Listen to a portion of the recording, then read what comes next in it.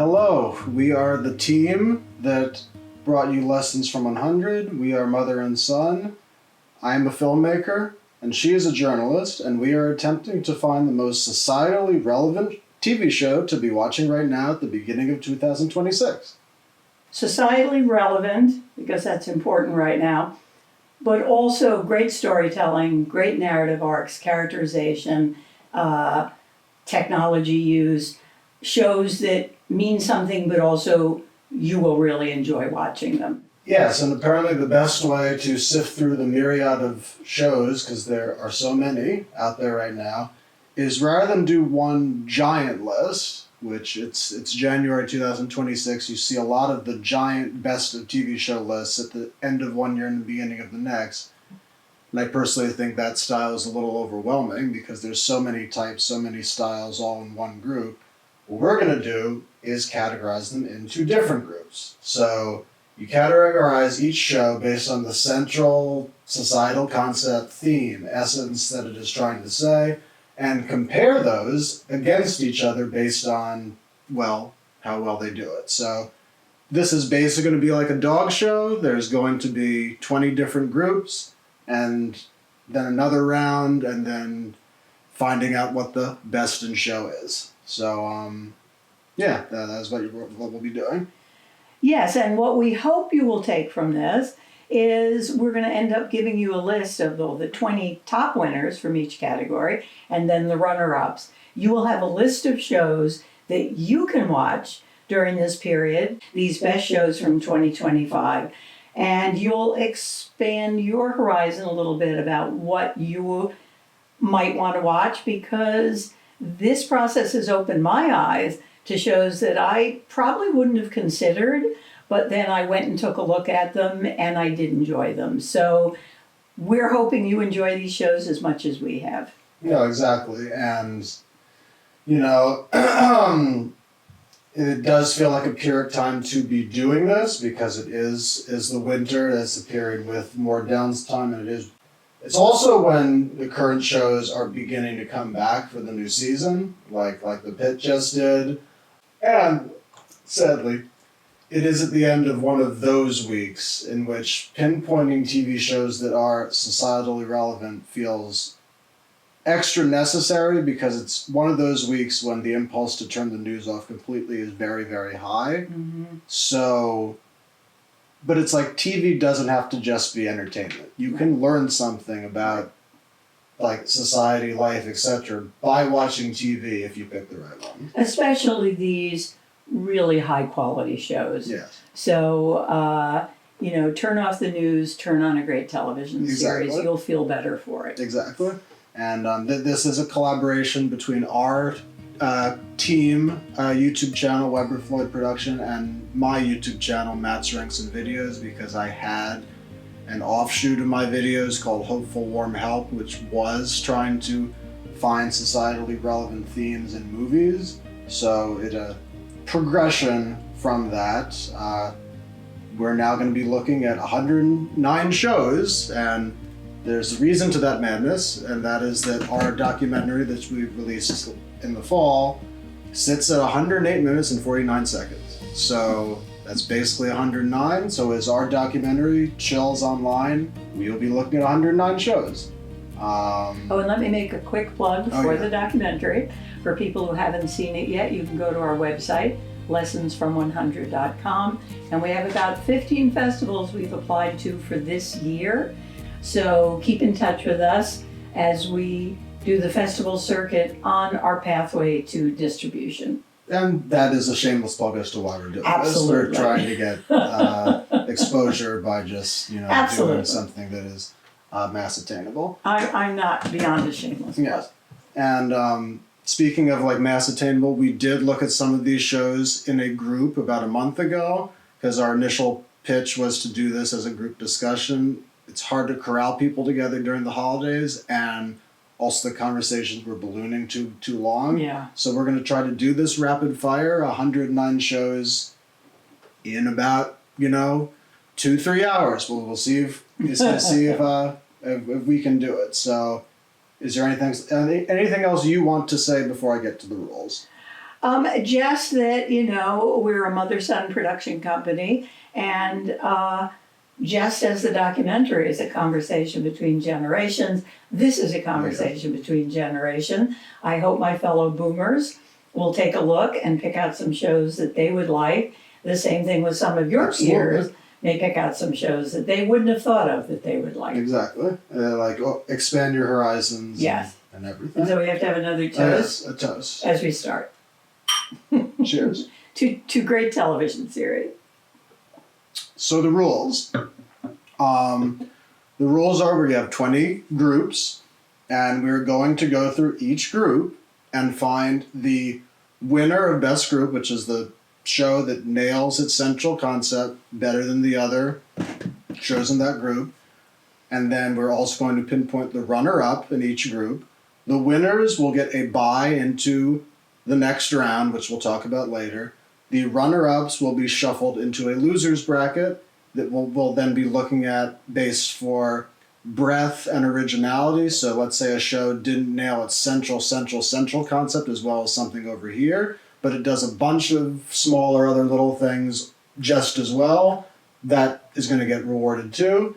And also, as we go through the rounds, don't immediately fret if your favorite show doesn't make it out immediately, because at the end of round 1A, we will be going back in reverse order and handing out some wild cards. So, that's...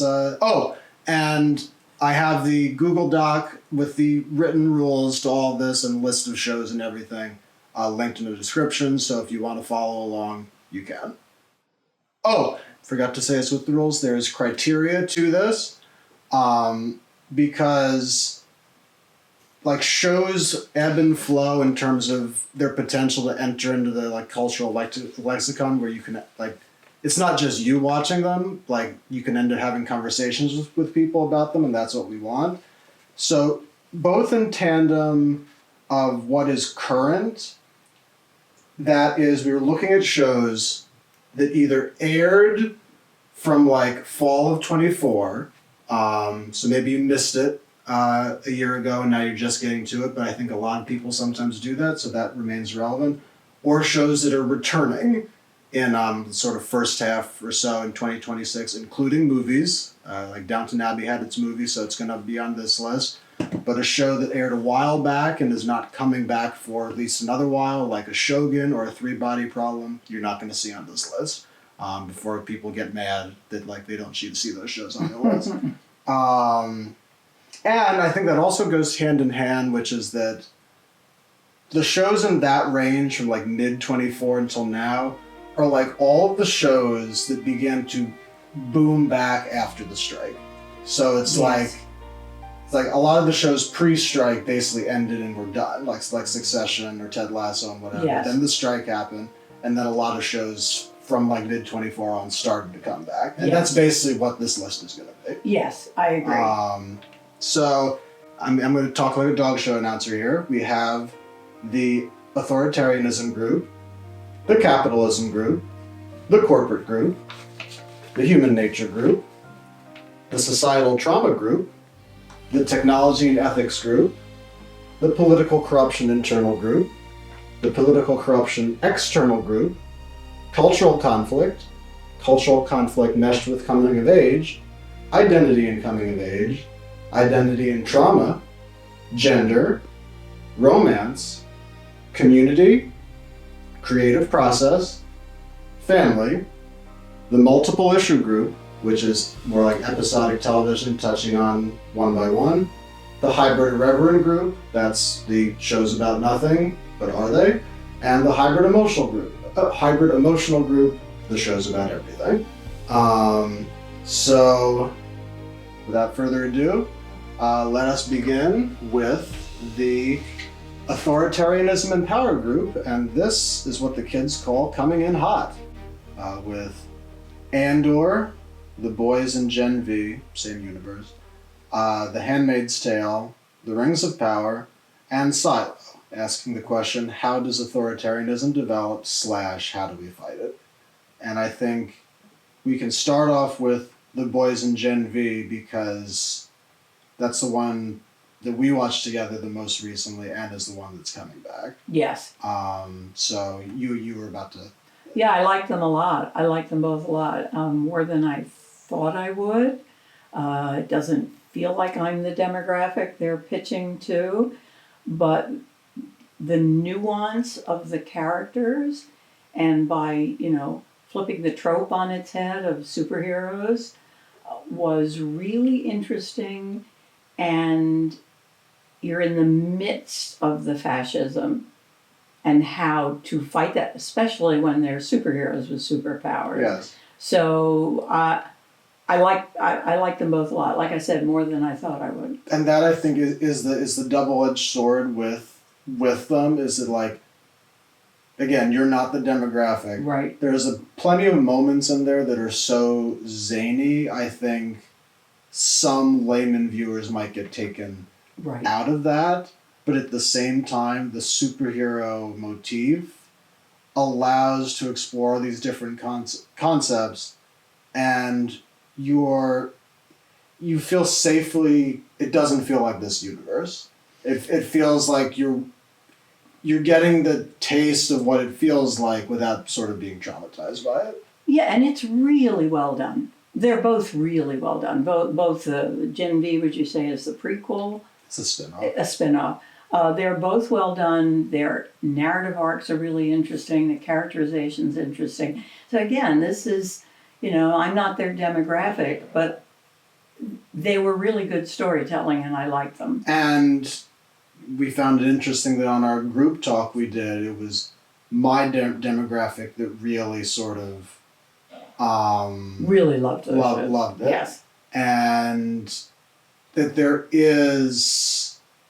it touches on a bunch of different like social issues that are connected to fascism. Right. I think it also shows how corporations can drift into fascism as well. Yep. At the same time, because of the fantastical elements, I think there is a teeny bit that is lost there, and that is where the two more overt authoritarianism shows, which are Andor and Handmaid's Tale, still somewhat have a leg up on it. Yeah, as much as I liked Boys and Gen V, I would say Andor spoke to me more. I'm a huge Star Wars fan, and so Andor is the prequel to Rogue one of my favorite of the newer Star Wars movies. And Andor really shows it's not just the people with power who have to stand up to fascism. It's everybody, and it's the little people, and it's the collective of what the little people do that in the end makes the difference. I mean, I like the Boys and Gen V a lot. I would say for me, Andor resonated more. And it's somehow, because it is Star Wars, but it's almost like what Star Wars should be, Yes. which is all about the little people. Yes. And like real methodologies in terms of hope and tactics in order to fight fascism on the ground, Right. at the sort of political level and on an organizational level. Right. That I think, because my friend Dan and your sister Nancy swore by Handmaid's Tale. Yes. And you've read the book. I haven't seen it, but you've read the book, so you know the premise. The premise. I know the premise at least. Like, I almost feel like that would still land too close to home for some people, whereas an authoritarianism show set in a Star Wars universe wouldn't. Also, Andor is kind of set before, you know, the evil fascist empire has complete control over everything. It does show you the sacrifices you have to make, which are enormous, and the consequences of fighting it, where the Handmaid's Tale, man, it is done, it's baked in, and now you're fighting it. Yeah, the Handmaid's Tale, I think, especially in terms of women and women's rights and reproductive rights, really hits very close to home. Yeah. I haven't watched the show because the book was so disturbing to Yeah. me. And everyone tells me I should watch the show because it is that good. Right. And I'm sure it is. And like you said, Andor setting it in a galaxy far, far away maybe makes it easier to take in the message of what it takes to fight losing a democracy without it being so close to Right. home. And the message that, because like a lot of Star Wars messaging sometimes it loses itself in the fantastical elements. Andor doesn't. No, And- there's nothing about the Chosen One. There's nothing about the Jedi. Right. It is really. Again, I don't want to give anything away, but go watch Rogue One and then watch Andor. And I think that also separates it out from the other fantasy show here, which is Rings of Rings Power, of Power. which I think gets a bad rap. I like a lot of Tolkien purists hate it. Right. A lot of people think it's like just like blatant, like neoliberal messaging. Mm-hmm. It isn't. It isn't. And I think especially the A plot in the second season, which truly shows you how an authoritarian worms his way into your mind Yes. and your city, and then takes hold in a way that is then almost like you not like you have no chance, but like now he has complete And control. how you can be taken in Yeah, by exactly. how duplicitous you could be, how you could be taken How in. have multiple sides get played. Multiple sides get played. So it's a different message. I mean, I liked Rings of Power a lot. I love the Tolkien world. Did I like it as much as the Lord of the Rings trilogy? No, but I did like it a lot. I think if you don't like that world and those characters, Yeah. it's going to be hard to connect. Whereas in to. Andor, you can still take it in even if you have never Yeah. even watched Star Wars. If you've I'm never watched a honest. Star Wars movie, if you've never watched Mandalorian or a Star Wars series, it's still going to resonate Yeah. with you. And Now, Silo I haven't seen. So I've seen it. I liked it. I think there is a messaging about how on banal base levels they're like authoritarianism is treated just as regular day. Mhm. I also do think there are moments when the authoritarianism is confusing in terms of you're left wondering, are the authoritarians right with what they're telling you the world is, or are the people right? And the show kind of like confuses you in the first couple episodes. Interesting. And then it does resolve at the end of the first season, which is interesting.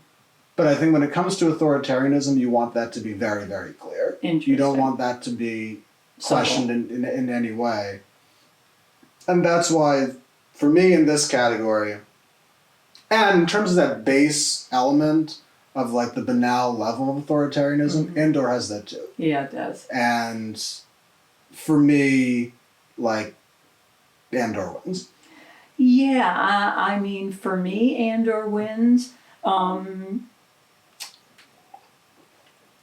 But do you want to mention now what our focus group shows with that? Or? Oh, our focus groups, there were a lot of people in my demographic chose The Boys.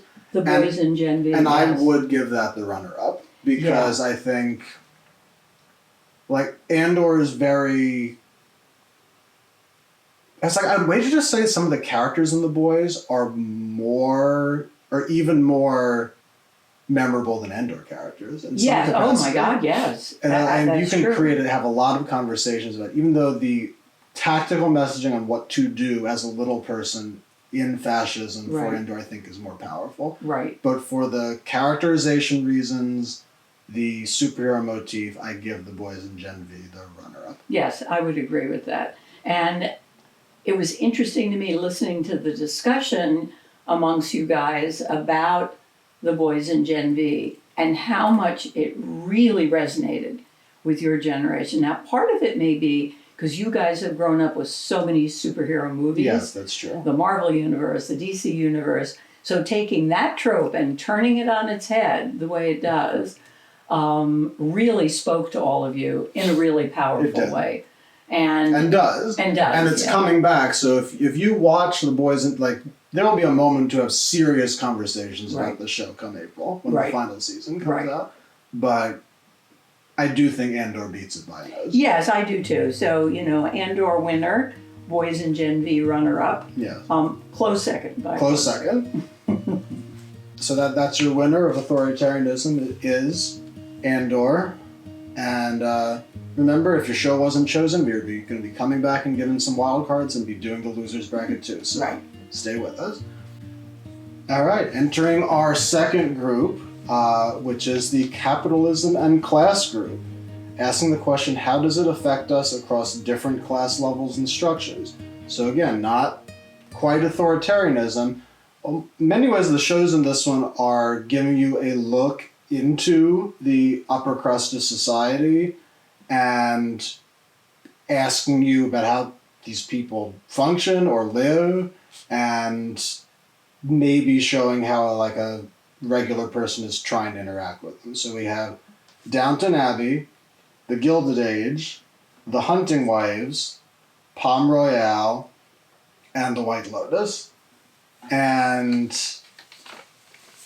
this is one of those categories I think there's an obvious separator in one show versus the others, but given that you were just watching all the Downton Abbey movies like a week ago, I'm curious to open with you. And how do you think that like Downton Abbey resonates in like today's era, given it aired so long ago? Right. It's still relevant because they're releasing movies. It was sort of made in a different era before the sort of 1% issue was so severe. So I'd be curious, you just watched all the movies. Does it still resonate to send this message into the lexicon? It does. I love Downton Abbey. I loved the series. It was one of the biggest hits at PBS, which is dear to my heart, ever had. My criticism of Downton Abbey is that the barrier between the upstairs and the downstairs is so fungible, where yes, they are clearly the upper crust and the servants, but they are extremely friendly. And if you watch Upstairs, Downstairs, which to me is the better of the two series, that was totally not true for that time period. So on some level, I think Downton Abbey shows a false image of the relationship between the 1% and everybody else. Maybe it was true for that time period that the people who worked on the estate for the Abbey, the tenant farmers, did have that much regard for the 1%. I think the Gilded Age does a slightly better job of showing the rapaciousness of the 1%. I think the Gilded Age resonates a little bit more with this time period. And I think, but like I said, I love Downton Abbey. And I love the characters, and I love the movies. The characters in Downton Abbey have an extreme emotional resonance. Absolutely. When you follow them. And we've seen them through World War I, and absolutely they do. Especially because the Gilded Age, takes place in that sort of late 1800s U.S. time, which feels sadly too relevant. And deals with a lot of just not tangential issues, but if the central one is like all this wealth inequality, it shows how that affects with racism. Yes. You know, it also shows in the Gilded Age the character John who makes the invention and can get a patent. That would not have happened in Great Britain at that time. So the idea that in America there was that pathway to an American dream, but extraordinarily difficult when the 1% is that greedy and that rapacious. And so I think both shows do a good job of capturing the capitalism in class.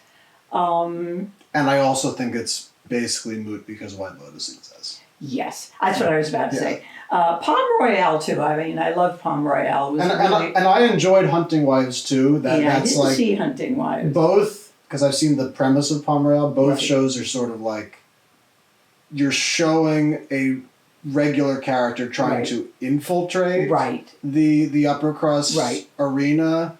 Is there a murder mystery element in Palm Royale? Yes, there is. I Yeah, believe so it's there like, is, and that yeah. it is an interesting motif to Yes. show those Yes. issues and whatnot. But this is one of those categories where the winner is kind of obvious. Yeah, because White Lotus, well, one, it's more of a comedy, but also they really show you the divide between the 1% in this luxury resort and the people who work there. Unlike Downton Abbey, where, you know, the lady's maid is friends with Milady and cares about. No, I'm sorry. It's not the way it exists. And so, yeah, White Lotus, every season they sort of nail and they do it in a comedic way, but it opens with a But that's murder. like, that's the thing is that, because there were a lot of trends there in like the sort of, Right. from like 2020 until 23. There are Right. so many movies and stuff that are like going after like the rich storyline. Right. White Lotus kind of does that, but not in like a over the top way. It's No. really just like showing the absurdity of these lives. And also showing the sort of anxieties and difficulties Yes. of these characters, particularly this past season. Yeah. So, yeah, I liked Palm Royale a lot. I think it belongs on the list. I don't think it's quite up there with Downton Abbey or Gilded Age. Hunting Wives I haven't seen. But in terms of the social relevance for capitalism and class, it's just White Yeah. Lotus. It is. Would you also say the runner-up is Gilded Age? Because that is my instinct to put that there. Yes, I would put the runner-up in as Gilded Age. Also, Downton Abbey. The movies were a little different than the series. The last movie was good, the grand finale, but again, they were a little different. Whereas the Gilded Age, yes, I would agree with that. As the Gilded Age is the runner-up. And there is your winner for the Capitalism and Class group is White Lotus, with the runner-up as the Gilded Age. That will be shuffled into the losers bracket for future discussion. Group 3 is the Corporate and Crime group, which is almost like it's an offshoot of the Capitalism and Class group, because it's still looking at issues of capitalism and issues of wealth inequality, but instead of looking at just the internal lives of the 1% and how that filters out, this is sort of showing what it takes to try to succeed in that environment, usually in a business capacity. Yeah. And usually the leads are more regular people. So we have a lot of crime dramas in here. We have a lot of just corporate life dramas in here. So we have industry. We have Landman, Peaky Blinders, which has its final movie coming out in March, The Penguin, Severance, and 1,000 Blows, which is the sister show to Peaky Blinders. And this is one of those where we've only seen a few of these together. Mm-hmm. So, do you want to just start off the cuff with Peaky? Because that's the one we've seen the most together. Yeah, and this is a show you and I have heard about for years. Yeah. And it's one of those shows, kind of like The Wire, where we kept saying, we have to watch this show. We keep hearing so much about it. So we did sit down to watch it in preparation for this a video we're making. And yeah, it's it's astonishing in its ability to capture that time period, Great Britain after World War One, the tremendous trauma it caused to people by World War One, the poverty and disruption of their lives. It's the poverty element. It's the poverty element, which is in the starvation and you know, there's a reason why this family turns to crime. But it's done in such an interesting way because the music's very modern. It is. They don't even try for the music to be a period piece. Everything else is a period piece. The costumes, everything, the accents, but the music is not, which I find really, at first I thought that was going to be discordant and jarring, but it isn't. It's really, really interesting. We're into season 3 of Peaky. I like season 1 and 2 a little more. I'm finding the plot in 3 a little confusing, but still very, very good. It's very, very good. And Cillian Murphy, it's just you having seen him in Oppenheimer, you're just blown away by his performance in this. And that is, I think it is the separator between Peaky and 1,000 Blows, which we also just started watching, and we really like. Really like a lot. We really like the fact that it's a female-led crime group. Yes. Similar to sort of Downton Abbey versus Gilded Age, 1,000 Blows introduces more issues of racism and how it's connected to the sort of what it means to be poor and trying to succeed and climb your way out. Yes. I do think the characters in Peaky have more oomph to them. Yeah, and maybe part of it is that it's a different time period, so it feels that post-World War I period is really evocative, where 1,000 Blows is set in the 1880s, really the Gilded Age period. I love that it's a female-led crime group. These are women with power, which is fantastic. It's really interesting. While it brings in race, it's so different than it would be if it's an American show. There is no slavery in Great Britain. These characters who come from Jamaica are discriminated against, but they're citizens of the empire. They come from the colonies. And so the discrimination is there, but it is different. And I found that really fascinating. So we're only a few episodes into 1,000 Blows. It's very, very good. It's very good. People should check it out. I would still give a bit of an edge to Peaky, I would though. too. But this might be a case where you and I actually might differ.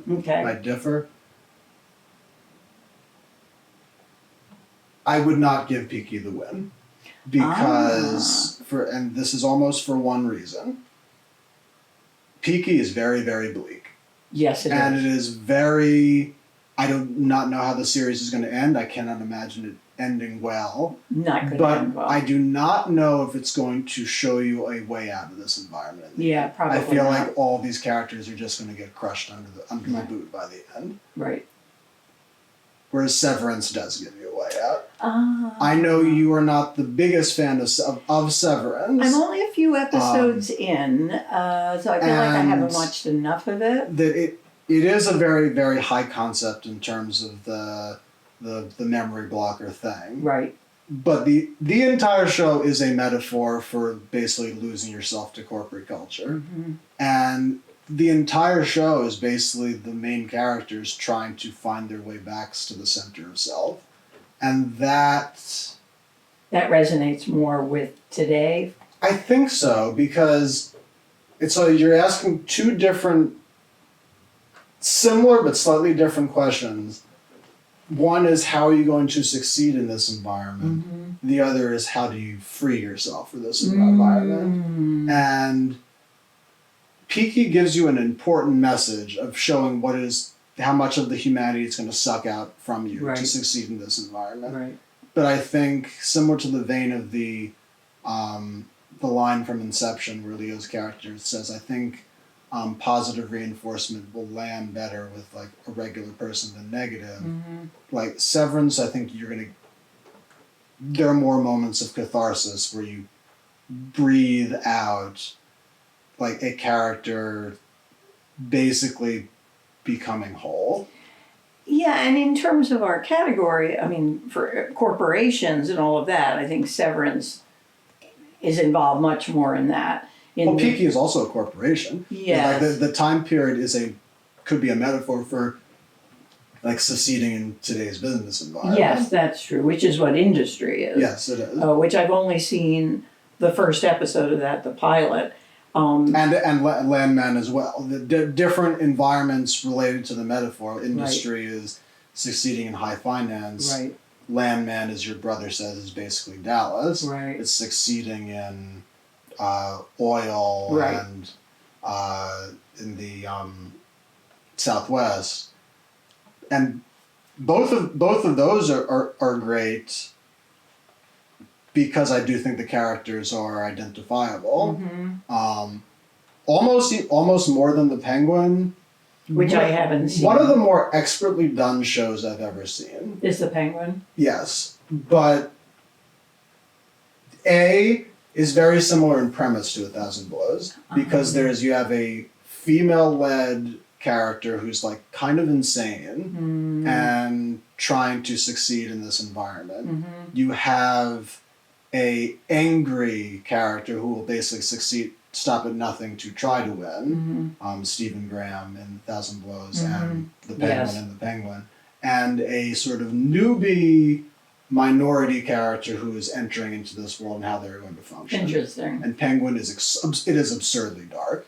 It is absurdly depressing, even more so than Peaky, I'd say. Yeah, no. And given right now, like, it's a lot. It's like it took me several sittings to get through it because it's so. Yeah, if you're trying to turn off the news because you don't want to be depressed, then maybe you don't want to watch a series that's so bleak that it's going to be you're going to be depressed. So for me, the winner runner up for me comes down to Peaky versus Severance. Okay. I'm comfortable giving Severance the win. You sure? Yes, I am. I mean, and Peaky the runner-up. Severance really has more of a message for today, I think, than Peaky does. Even though Peaky is that good, and it's talking about post-war and poverty, but Severance is about the dehumanization of the corporate culture and what it does to people. And both it feels more modern. Well, both have that sort of like in terms of wanting to turn off the news. Right. Peaky is that one step removed. It took place 100 years ago. Right. It basically is sort of a metaphor for now, but right. it took place 100 years ago, and Severance is sci-fi / fantasy. Right. But like, and for me, it is like, I don't even know if there's a chance for positive messaging in Peaky. No. Whereas Severance, there is. There are bits of light in there to hold on to. And I would say, speaking to my fellow boomers, Severance is a bit of a heavy slog in the beginning because of the sort of sci-fi element, but stick with it because it has a lot to say. It also has some really funny parts too, but stick with it. Yeah, stick with it at least until the end of season 1, and then if you don't like it, then it's not for you, and then go turn on Peaky. But you can impress your kids and grandkids by telling them you watch that.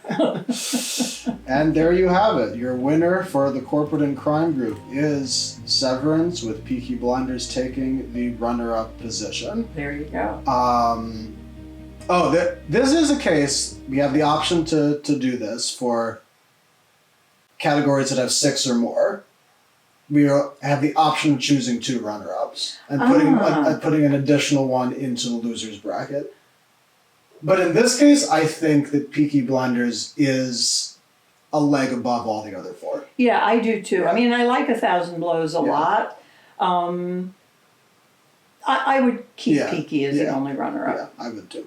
And our next group is the human nature group, asking the question, what is the philosophical and existential meaning of being human if you take away the guardrails and the structures, which is the difference between this category and the previous one. The other one is you have characters trying to function within a corporatized structure. In this category, you're either looking at characters once that structure is completely taken away, or you're looking at characters. It shows that just have characters asking a lot of existential questions about humanity. Right. And that's why Good Omens is here. Because we have Castlevania, Good Omens, Last of Us, Mandalorian, and a little show that premiered last year called The Narrow Road to the Deep North, which is a show about a guy who ends up prisoner of war in the Far East in World War II. So you talk about structures being taken away and asking what that does to humanity. That's why it. Yeah, that one I haven't seen. I haven't seen Castlevania either. I've seen the other 3. It's ironic that when we first did this in the focus group, the only one you had seen was Mandalorian. Right. And you were like, and I don't even know if I would give that the win. Right. Even though I like it, I like The Mandalorian a lot. Would I give it the win? And since then, since we had that focus group, I was just going to watch the pilot of The Last of Us, and then I was so hooked on it I had to watch the entire series. Yes, you were. Because, you're talking about a dystopian world With nothing there. with nothing there. And how do you cope when everything is gone? And still retain your humanity. And I had heard about The Last of Us. I'd read about it. I so love Pedro Pascal. You know me, I don't like zombie things. So I wasn't going to watch it. And again, typical boomer, I was like, nah, a lot of zombies, I don't want to watch that. I watched the pilot because we were going to talk about it here. And I was so taken by the show, I watched the entire series. It's really that good. And the relationship between his character and Bella Ramsey's character, how do you function in this dystopian world? And it ends up not being as bleak as you think it would be. Exactly. Which is interesting. But it is good that you've only watched season 1. Okay. Because there are criticisms with season 2 with what you just said. Okay. So it's like, for context, the long form round, which is asking how the show sustains its message, is going to be round 2. So, like, you are coming in at The Last of Us, basically what this round is meant to be. Okay. It's like, would you recommend this show just in its essence and its concept before you ask, can it sustain what it's doing? Right. And I think anyone who has watched season 1 would say absolutely. Absolutely. Yes. I also, when I first read about the show that it was based on a video game, I'm like, oh my God, that's chicken shit. Why would I want to watch a show based on a video game? Not really understanding the nuances of these narrative games and the characterization and the level of storytelling in them. So, yeah, my age group, don't be put off when you hear something like that. Well, it's dystopian, it's based on a video game. It's really great storytelling and really emotional and poignant. And it surprised me. I didn't expect to like it that much. And in terms of talking about video games, because like Castlevania is also based Oh, on is it? I didn't even know that. And like that's a show that the Kanates, Toy and Tahara, really swear by. And I think that also resonates because like it's a vampire show. Vampires have taken over society, so similar to Last of Us, there's barely any structure there, and how do you retain your humanity and whatnot. But for this category, I would still give The Last of Us the win in terms of essence, because I think the lift for lay people to watch an animated, basically pseudo-animated anime show about vampires is much more difficult than just watching a humanity-based zombie show. So I think you can get people to watch The Last of Us in a way that I don't think you can do with Castlevania. That's interesting. Now, you've seen all the ones on the list. Yeah. I've seen Good Omens.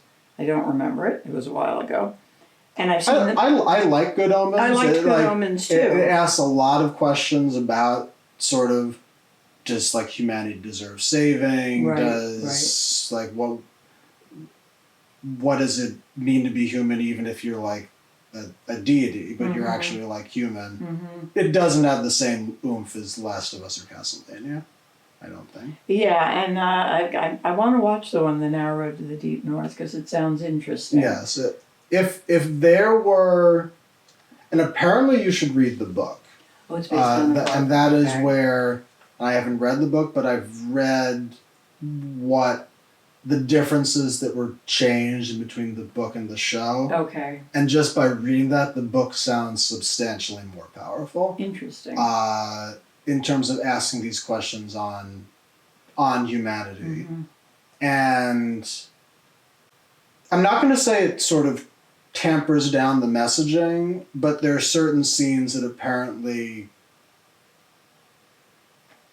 do not go as far in the show that the book does. Interesting. Even though I would recommend it too. It's only 5 episodes, like you can watch it.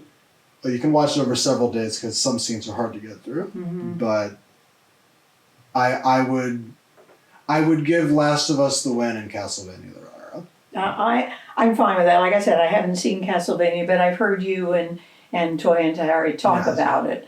So, and like I said, I love The Mandalorian. Interesting too, because Andor was so much better than The Mandalorian. For a Star Wars series, it kind of then knocked The Mandalorian down a little bit. But definitely I would give The Last of Us the win. Yes. Yeah. So there you have it. Your winner for the human nature category is The Last of Us in its essence. So all you fans out there that are screaming that season 2 sucks, we'll get to that when we get to round 2. Because round 1 is just asking the essence of how the show is setting up its messaging. Your next category is societal trauma, showing the dark underbelly of community and what it can become if exposed to the worst of the world.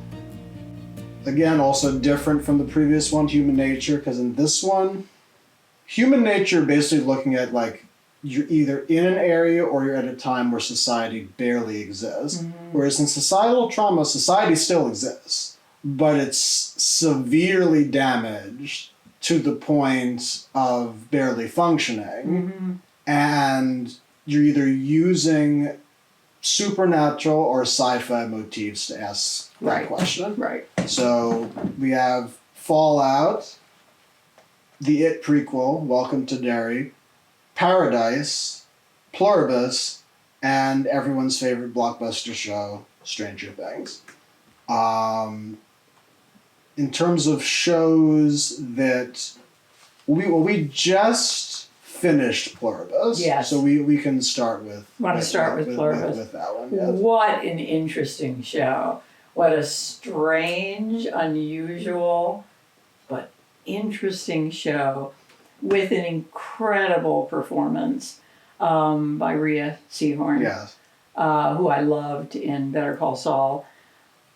It's a strange show, and you have to open your mind to it because the sci-fi concept is so weird about this hive consciousness that takes over the planet. I really liked it a lot. It every episode gives you a twist. Just when you think something is going to happen, it doesn't go in that direction, which I really appreciated. It is really strange. It is strange. Really strange. It's interesting because Severance is also really strange. And that one I can say to my fellow boomers, try it even though it's strange. This one you have to like strange. You have to like dystopian strange. Even with the metaphor, because that's what I feel like the power of Pluribus is, that because I feel like a lot of shows like this, the threat to society is something big that is up here. That and you're showing like death and collapse over here and pockets of society barely functioning. Pluribus society is functioning. But that sadly I think is what it probably looks like on the other side of societal downfall, is you have giant hive minds just pretending that it's all okay. And I think that metaphor in itself, I think, makes the show very relevant. It's absolutely relevant.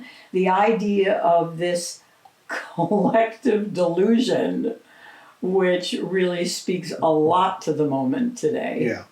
And what is humanity and individuality, and how important is it? Because these aliens have gotten rid of wars, they've gotten rid of a lot of negative things that humans have created, but they have robbed you of your individuality. And what is that trade-off? So I think it's a fascinating show. I think it has a lot to say. You just have to be prepared that it's strange and be open to the strangeness of it. Not to be confused with Stranger Things. Not to be confused with which is there in Stranger the Things. title. Now, Stranger Things, I only saw season 1, so I'm way behind on that. In fact, don't give anything away. I know it had its finale, correct? Round 1, we're not giving anything away. We're not giving anything away. So. And a lot of people dunk on the Stranger Things finale because it didn't live up to their expectations. Oh, really? But in a way that's silly. Okay. Because the Stranger Things season 5, to me, is to Stranger Things season 4 what Endgame is to Infinity War. Okay. Infinity War is the better movie by far, and Endgame retroactively makes it better, but it doesn't hurt it. It is not a Game of Thrones style ending. Okay. Like Stranger Things does land in its ending. Okay. Even though, and there is a direct link between Stranger Things and the It prequel. They're very, very similar shows. Interesting. There's some supernatural element that is terrorizing a town that serves in itself a metaphor for the rot of society. So you guys really like the It prequel in the focus and group. it ties into a lot of half the cast in the It prequel is black, and there's a specific moment in the book that the It prequel lands on, which is one of the better metaphors for racism in society that you'll ever see. Interesting. And those two shows are in some ways companion shows. You can watch both of them together back to back and talk about it. Even though there is a gap, I think, between those two and the upper tier, which is Pluribus in Paradise. Yeah, it's interesting. Paradise is also strange. Paradise is about the end of the world is coming. The end of the world is coming. And what the wealthy do, and I don't want to give anything away, so I have to be careful how you talk about Paradise. Very different than Pluribus, very different. Also sort of sci-fi and strange. But I don't know, of the two, I almost like Paradise more. So do I. Yeah, you did too, Yeah. really? Why did you like it more? There is something, I don't know if it's that twist that just so blows your mind at the end of episode 1. Right. Or that episode, you know which episode we're talking about. Right, I know. That is one of the more powerful, societally relevant, and gut-wrenching episodes of television you'll ever watch. Yes. And this was my I slept on Paradise for months because I was afraid it was just going to be a standard political thriller with a sort of rah-rah America archetype. And that's not what it is. No, oh my but God, it does show you the question of there are good people and bad people and all these levers of society. But at the same time, all those people are shades of gray. Right. But that even with those tiny shades, it has tremendous repercussions. Yes. For what's going to happen. For what's going to happen, yes. Yeah, Which Fallout also has. That's also a post-apocalyptic show showing the aftermath of nuclear fallout, basically. But and it shows different pockets of society that have popped up at the result of that, and the different levels of rot, how the wealthy are basically playing games that lead to this downfall, etc. But there's a sort of tongue-in-cheekness with it, because it is based on the video game. I feel like that just lends itself to it. Okay.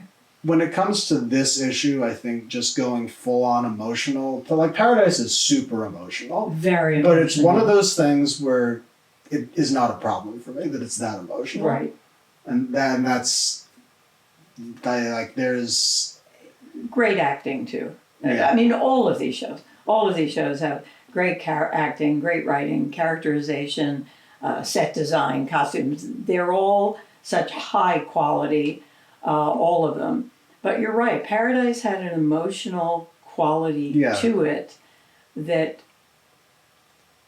Pluribus is funnier than Paradise. There's some things in Pluribus that are just so funny. And there's something about that metaphor that is extremely powerful. Yes, yeah.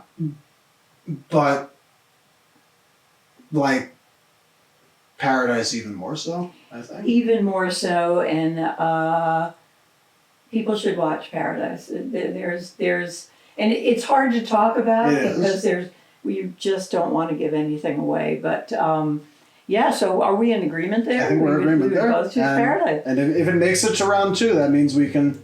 It just did, because it just won, and that means it gets the buy into round 2, which is the long form round, which means we'll be able to talk about it in the next round with spoilers. For your next group is the technology and ethics group, which has more sci-fi shows in it, but that is in areas not showing the collapse of society, but what happens if you add this or that technology to the world, and what does it do to society? So instead of doing post-apocalyptic, we are showing an inverted sci-fi landscape with this or that technology added. So we have everyone's favorite anthology show, Black Mirror, but also Alien Earth, Doctor Who, Love, Death, and Robots, and Star Trek Strange New Worlds. And I think we'll open with... Well, you watched more of the Star Trek prequel than I did. I did. We both liked it. I watched 3 episodes. I liked it a lot.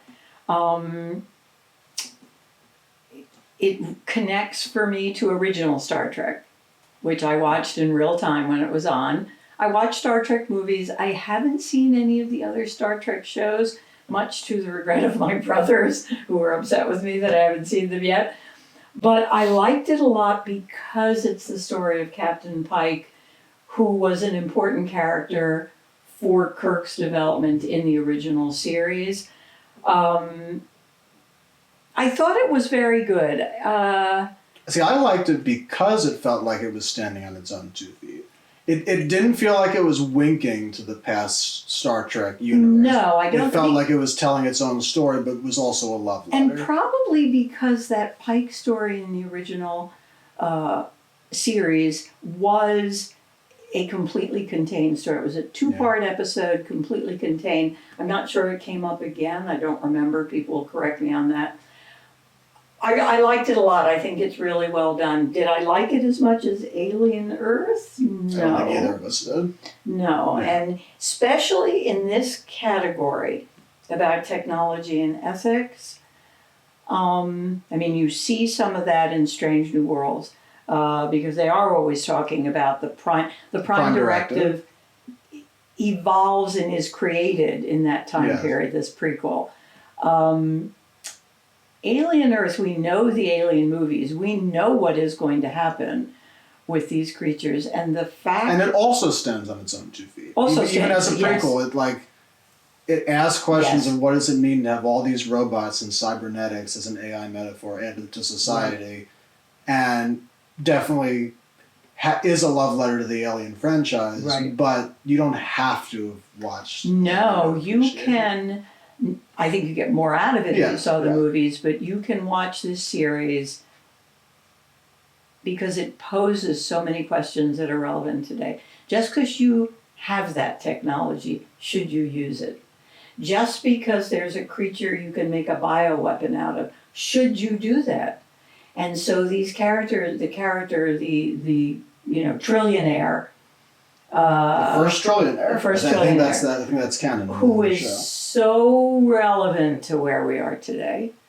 This is his toy. This is his way to make profits, and not thinking about the catastrophic impact this is going to have on people.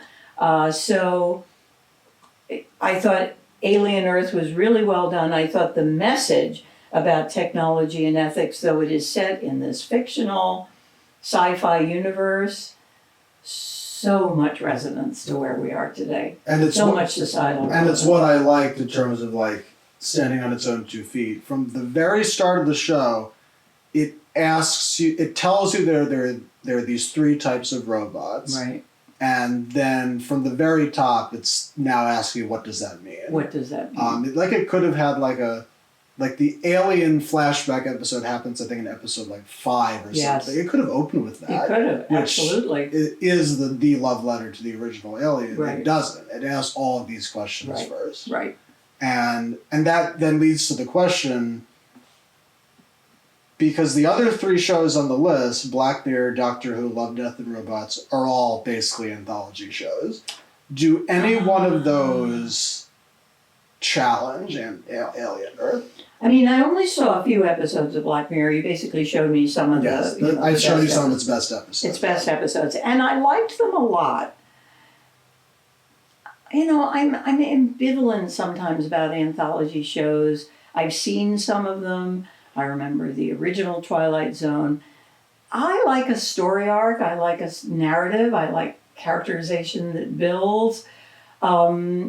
As I haven't seen Doctor Who or Love, Death, and Robots, so I can't comment on those. Love, Death, and Robots is very... It's the animated sister to Black Mirror. Also asking questions of technological snapshots with this or that added. Right. But because it's animated, it can almost have more... I remember there's one episode where these robots are wandering around this landscape that just has been completely given to growth and plants, and so really, really far out there, post-apocalyptic. I think there's 4 seasons. Each episode is short, so you can put on a bunch of different ones and whatnot. Mm-hmm. But with all the anthologies, same with Doctor Who, I feel like it is easier to recommend specific episodes than it is to say recommend the show. Gotcha. And there are certain episodes of Black Mirror, Doctor Who, Love, Death, and Robots that I think are stronger than Alien Earth. Mm-hmm. But as a whole, Alien Earth is stronger in its entirety. I would totally agree with that. And the episodes you showed me of Black Mirror were very powerful. Also, that issue of technology came into all of the ones that you showed me. Alien Earth, though, the depiction of the rich guy playing with people's lives, there's just so much to it. When we talk about societal relevance, that really connects to today. So as much as I like Star Trek, Strange New Worlds, and I did like it a lot, I would go back and watch the entire series, I would still give the edge to Alien Earth. So would I. And I would give the runner-up to Black Mirror because I think it does ask more questions. Doctor Who is a little lighter. Mm-hmm. I think that makes it more... there's an easier entrance to it, I think. But I think the questions that Black Mirror asks are more relevant. Mm-hmm. And they're darker than Love, Death, and Robots. But not so... I was watching other Black Mirror episodes, just seeing is this show as dark as I remember? And some episodes are, because that's my one drawback with Black Mirror. It gets so dark where you have to stop watching it. But no, I was able to watch several episodes in a row without wanting to turn it off. Without wanting to turn it off. So I would give the runner-up. I'm fine with that being the runner-up. And there you have it. The winner for Technology and Ethics is Alien Earth, with the runner-up being Black Mirror. As we enter into our next group, very resonant. Very resonant and connected to what we just said about Alien Earth and trillionaires and whatever, is the internal political corruption group. So we have 2 political corruption groups. One is internal, and this is exploring the worlds of political corruption from the perspective of one on the inside. So the base narrative is within the political structure. and then external political corruption, which has more of like characters on the run and that sort of stuff. We'll get to that later. But for internal political corruption, we have Death by Lightning, The Diplomat, Dune Prophecy, and Wolf Hall. And I know your brother had a problem with Death by Lightning because there was a historical inaccuracy to the show. Yes, which really upset him a lot. Death by Lightning is an interesting show because it's a story that has been lost to history, and about the death of President Garfield, was it? Arthur. President. Arthur. Well, Chester Arthur becomes. Oh yeah, it is Garfield. Yes, it's yes, Garfield, yes, yes. And it's a fascinating story.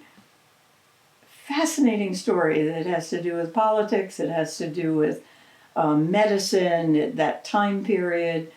The historical inaccuracies bother David a great deal, especially at a time when he says where people are not understanding the Constitution enough to be the inaccurate bothered him. I thought it was a really good show, and I recommend it to people. Keep in mind it is a fictionalized version of the story, but it's a story you don't know. You don't know anything about President Garfield. He was president for what? Couple of months? Less than a year. Than a year. But also it's still, again, it's that time period of late 1800s, yes. which I think is the most historically similar period to right now, at least in terms of the U.S. And as one remembers these stories, like I think that is important. Yes. Despite the historical inaccuracies, even though I do think when it comes to these political shows, historical inaccuracies within a show based in the U.S., I think, if that's a completely fictionalized universe, I think you can get away with it more than if it's supposed to be real. Even though, again, you can take that with a grain of salt. Yeah, and like I said, I recommend it to people. Watch it. The acting is superlative. The two lead characters are just incredible. Just keep in mind it's not historically accurate in all of its depictions of the plot, but it's a fascinating story. It's a limited series. It doesn't take long to watch, and it's a story forgotten to history that we need to remember about political corruption, which we need to remember now more than ever. I've only seen a couple episodes of The Diplomat. It's a show everybody loves and keeps recommending to us. Across demographics. Yep. And like, you only started it. I'll be the first to say that by like the second half of season 1 into season 2, like it gets stronger as it progresses, and I think the biggest danger with these shows, the political corruption shows, is that it's sometimes hard to find a character to root for because these are shows in which all the characters are insiders. Right. So it's hard to portray that corruption whilst also having a rootable character. But Kerry Russell is so rootable for. Yes, I could see that. And more so than because we watched Dune Prophecy, I thought there were some characters to root for, and I appreciated that you could enjoy it without having watched the Dune movies. You can, and especially not the older sister, the younger sister. Yes. Is very rootable for. Yes. And I thought the connection with Dune Prophecy to that issue of the relationship of politics and religion, I think is very, very relevant. And when we were on the group, that was the show I think I initially was like vouching for. Mm-hmm. But then I watched the pilot of Wolf Hall, and it's very clear right off the bat that issue of religion is right there in that one too. Oh my God. And so when you think of these shows, it's like you want a show that has a protagonist that is at least half rootable for, is relevant, but is also one step removed with that, so it isn't like too close to home. Right. Because that's my one issue with The Diplomat is that Too close to home. because like it takes place if it were like 3 years ago, and like even in just 3 years, like the world has completely changed. Yeah. And you can watch it with that knowledge, but by a nose in almost every reasoning, and even more so, I think for you, it's like I think Wolf Hall has a leg up on all the other shows here. Yes, and it's interesting because we talk about politics and religion, which comes into play in Dune Prophecy. That's a big part of the theme. It comes into play a little bit in Death by Lightning, not as much. But in Wolf Hall, which is the story, if people don't know it, it was a BBC production on PBS. The first season was made 10 years ago. It is the story of Henry VIII. And it opens with his marriage to Catherine of Aragon, who has not given him a son, and he wants to get rid of her. And the Pope will not give him an annulment. And you all know the story of Henry VIII and his 6 wives, so I'm not giving anything away. But the relationship between the king and his court and religion and the Pope and the corruption on both sides, because where, Cromwell is looking to... Who is rootable. Rootable, like, even though he does... I know he does some bad stuff, things. but even just... Because I only watched the pilot, you've seen the whole thing. Right. Because of the stuff that happens to him in the pilot, like, he becomes a rootable for protagonist. Very much so. And it's so beautifully done, this series.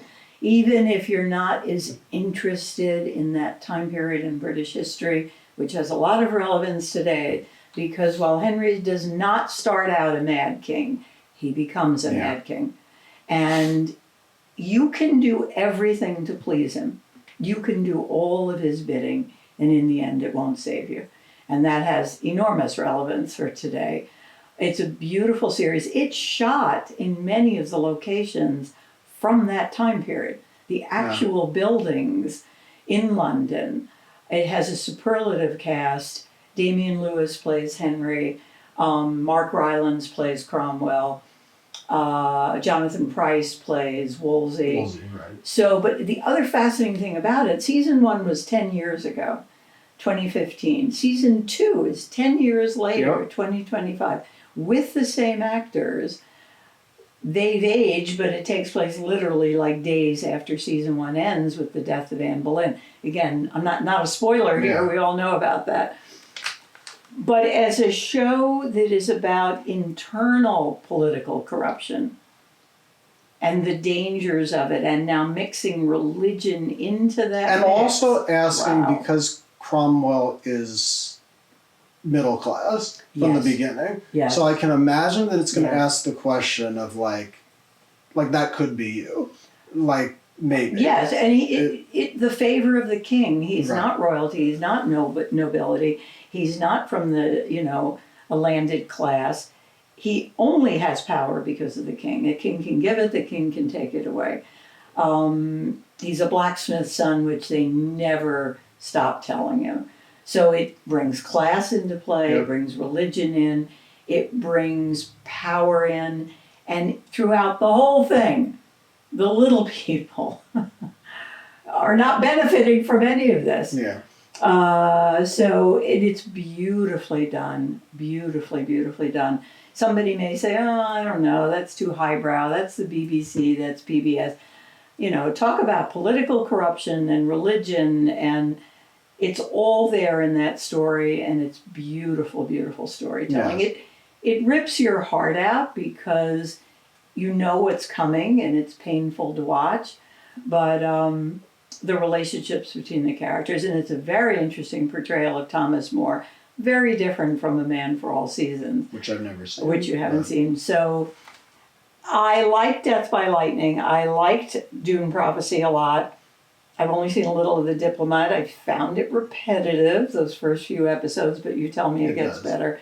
But my vote for exploring the worlds of political corruption. And now if you, from the inside, because this is all from the inside, and now bring religion into the mix, I would go with Wolf Hall. So would I. Even having just watched the first episode, like it's enough to sell me. Yeah. I would give the runner-up to The Diplomat. I'm fine with that. Because basing it on what you have all said about it. What we've said, the fact that like it's like you're collecting a sort of full experience of shows. If they're the only even half drawback I've found to Wolf Hall is like that first episode is very slow. Is a lot of talking. It didn't bother me because especially for this style, I think that's appropriate. Right. But it's like The Diplomat is very explosive. Yes, and very it's like, fast. It's like if you want that, do that. The fact that she is so and a good person. It's like this isn't like seeing someone's humanity erode bit by bit. Right. This is someone trying to maintain theirs even within this. In the midst of this internal political corruption. And there's enough, like even though it takes place in 22, even though like the U.S. president is a doddering old man. Like there you go. That was true then. That was true then. But you have to watch that with a grain of salt. Right. But there are enough areas within the show of pinpointing the dangers of political extremism on both sides. Interesting. Which she has to deal with. And also, so many people across demographics have told us it's their favorite show. Yeah. So many of my friends. And I haven't seen season 3. People say that's the best one. Oh, really? So, I feel comfortable giving the runner-up to Dodo. I gotcha. I mean, we could even give them a tie, or would you rather do a winner and runner-up? Yeah, there has to be a winner. Has to be a winner and runner-up. Okay. So Wolf Hall for the win, The Diplomat for the runner-up. So as we move on from internal political corruption, now looking at external political corruption, which is exploring the outer arms of political corruption, often through a government agency or powerful group, pursuing a lone protagonist or group of protagonists. And we have Black Doves, Common Side Effects, The Day of the Jackal, The Old Man, and Slow Horses. And for this, I think we can talk about the 2 shows that we've each seen together, which was Day of the Jackal and Old Man. Yeah. Or did you finish the first season of The Old Man? No. Did I? I don't think I did. No, I think I did. I think we finished the first season. Angie and I were watching that together originally. Same with Slow Horses, we were watching together, which I didn't finish. I need to go back to. Black Doves, I watched the entire series. Day of the Jackal, we just watched together. Do you want to start with that one? Yes, which is based on the book, and I think Eddie Redmayne's performance is very, very powerful and lizardy, and really, really intentionally asks that question of like hired guns and connected to political violence. Mm-hmm. Even though, given where we are right now, I almost feel like that could hit a little too close to home. Yeah, it's really interesting. It's very well done. Anybody who read the original book or saw the original movie, after the assassination of Charlie Kirk with a rifle, with a scope, it's like suddenly this show, it had nothing to do for me. I disagree with Charlie Kirk on everything, but for someone to be assassinated like that is horrifying. It took a little bit of something away from the show. Yeah, and I think we were just finished or almost in the middle of watching it or something. I know. Eddie Redmayne is great, and it's an interesting show, and you find yourself rooting for this guy. He's not in it for a cause, he's in it for the money. I don't know, political assassination just feels a little too close to home right now. And even though I think on the other side, because the other show that we watched together, The Old Man, and is very relevant, is Yes. it asks the question of the relationship of political corruption to the Middle East. Right. And right. how, like, you know, Western involvement basically destroys these societies. Yes, very much and so. like sort of then years later those sins coming back to bite you. The Old Man, I think at times is too slow. It's like the Jackal is like absurdly exciting and like high octane whatever, but I think is like it's too hot right now. Yeah. Whereas the Old Man hits that sweet spot of like super relevant and without being too traumatizing very well. But there are like certain moments when like it took me a bit to get through a couple episodes because not enough was happening. Yeah, also there's some plot holes there that Jeff Bridges, right? Yeah. And he's very, very good. Yes, he is. The earlier episodes seem stronger than some of the later ones. I would agree. Yeah, it has some plot issues, so... I know you really like Black Doves. I liked Black Doves a lot. Keira Knightley is the star of it. It's in a performance you don't expect. I don't want to give anything away, so I can't say too much. A character you don't expect. It is all about political corruption. It's hard to talk about because I don't want to give anything away. There's a lot of twists to the series. But I thought it was really good and it held my interest. And watching her in the fight scene, it's worth the price of admission just to see Keira Knightley beating people up. I don't know that it's hard in this category for me to pick a winner. I didn't watch Common Side Effects. Which is the one I would pick. Is that the one you would pick? Because as much as I liked Black Doves, I don't think it's that good that I would give it the win. Because with Common Side, and which is animated, but it's like it's one of those cases where like do not sleep on it just because it's animated. Okay. Because it is asking that question of the relationship of political corruption to the pharmaceutical industry. But like all of the characters feel very human without being caricatures, even the bad guys. And it is showing corruption on every side. So like, do-gooders that's really are only there to get a win and get a profit. Even those who want to like do right by the people, but they're still connected to the for-profit side of that lever of corruption. And I think right now, that relationship of like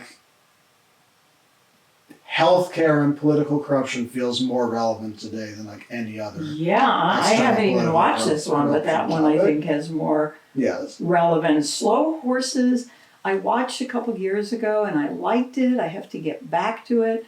I'm having a little trouble remembering what all of it was about. There's a lot of good stuff there when it comes to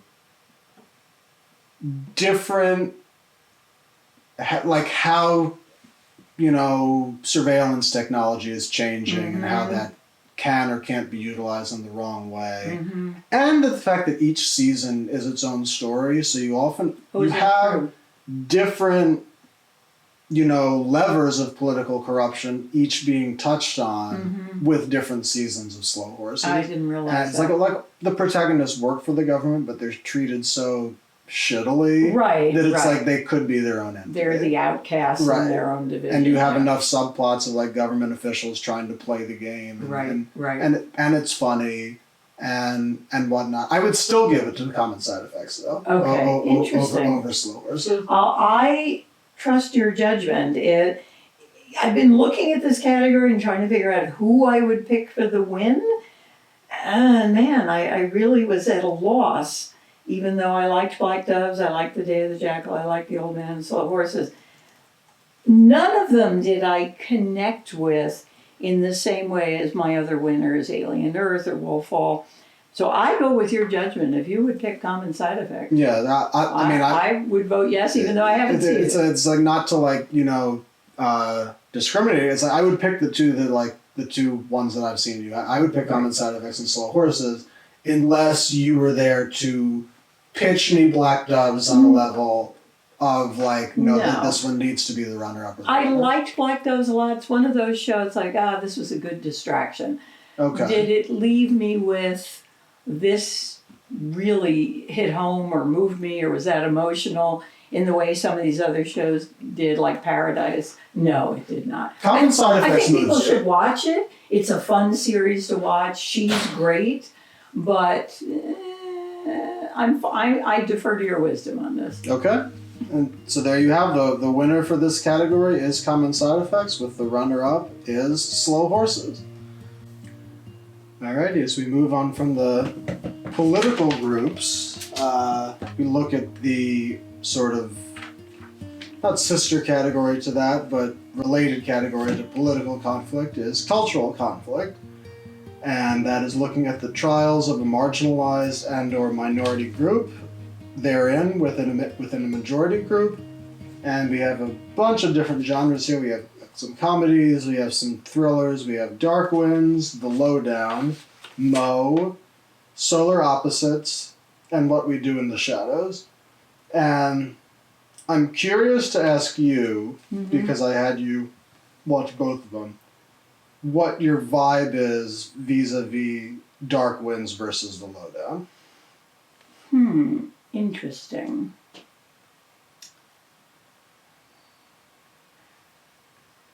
I've only watched a couple episodes of The Lowdown, so it's a little hard for me to evaluate.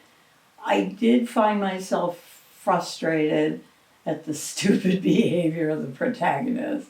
Like, I really wanted to root for him. This is a journalist, it's a writer, he's trying to do good things, his relationship with his daughter, but he continues to make bad decisions, which almost gets him killed. And so even though I like Ethan Hawke a lot, he's the main actor, right? He's the protagonist.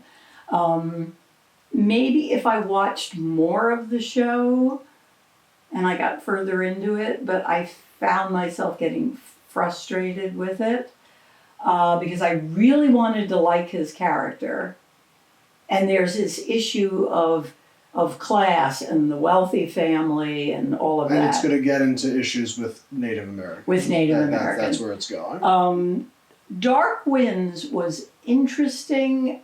I thought it could have been done better. I liked the focus on Native Americans and the issues that it brought out, particular to the reservation and their culture, which is resonant because we live very close to the Shinnecock Renovation. I have several friends who live there and some of the issues that are dealt with there. I liked the main character. I liked some of the conflicts. I particularly liked the cultural focus of it. The murder mystery part of it was a little weaker. Okay. And I did watch, did I watch that whole You watched first the first season. I did watch the whole first season, yes. So the characterization, the cultural issues, the focus on Native American life, that was really valuable. Some of the police murder mystery part was a little weaker. So while I liked both of them, and I haven't seen the other ones in this category. Well, you watched a few episodes of Mo. I watched a few episodes of Mo, which I liked. It's a comedy, so it's harder to compare it to these two. But as much as I like these two, I don't know that I would vote for either one as the winner. Well, because they both sort of had some flaws to them. I would vote for Mo as the winner. You would, there you go. I mean, I only saw a couple episodes. Yes, it's hard for me to say. Because I think the issue of cultural conflict, specifically with regards to like immigration and what have you, is maybe the hottest button issue there is out there. It is very hard to portray it in a way that feels like it isn't either right on the nose or too dramatic. Right. And sort of in terms of positive representation, the lead characters in Mo are the immigrants. Yes. And because it's a comedy, you're looking at all the trials they face and how absurd they are. Yes. And that but you're not laughing at them. You're laughing with them No. because of how dumb it is How with dumb regards to and how all it's set up. How dumb and absurd it is. Absolutely. And the two thrillers, Dark Winds and Lowdown, that's why I asked you, because I would give between those. For me, this category is between Mo and the Lowdown, because Solar Opposites is very interesting because it's these aliens and the weird, funny things they go through having moved to this planet. So it's a metaphor. So they're immigrants also. Right. And there's the whole subplot regarding this tiny society that gets developed in the wall of their house. It's that's a long story. Okay. I have to watch this show. And similar to What We Do in the Shadows, they're vampires, but they're living on Staten Island, and the cultural issues they face being different, basically. Listen, Staten Island is different, right. so. So it's like you have a lot of comedic elements as a way to sort of show this issue to the world. Mm-hmm. You'd think that Mo is like the most on the nose because it's right at your face, but because it's funny, yeah, it's not. And I find that's really hard to do too. So that's why hard to do. It's very clever. I give the show a lot of credit. Mm-hmm. I was trying to decide between it and the Lowdown in order which one the winner is, but immigrant parallels, but it's also a comedy, is very much what Solar Opposites, What We Do in the Shadows are. Mm-hmm. So if you give the winner to one of those, I'm inclined to give the runner-up to one of the more thriller ones. I'm comfortable unless with that. you were to tell me that like Dark Winds is so much better than the Lowdown. Again, it's hard for me to say. I only watched, I think, 2 episodes of The Lowdown. Well, there's 2 more seasons of Dark Winds and 3/4 of a season of Lowdown, so which one are you more inclined to keep watching? Probably The Lowdown. Okay. Probably that. Yeah. That's the one I'm probably going to... mainly on the power of Ethan Hawke, to be perfectly honest. Probably I'll go back to that one. Okay. Yes. So there you have it. So I'm comfortable with that being the runner-up. We have the winner is Mo, and the runner-up is the Lowdown. Mm-hmm. And moving to the next category, which is also cultural conflict, but it is cultural conflict and coming of age.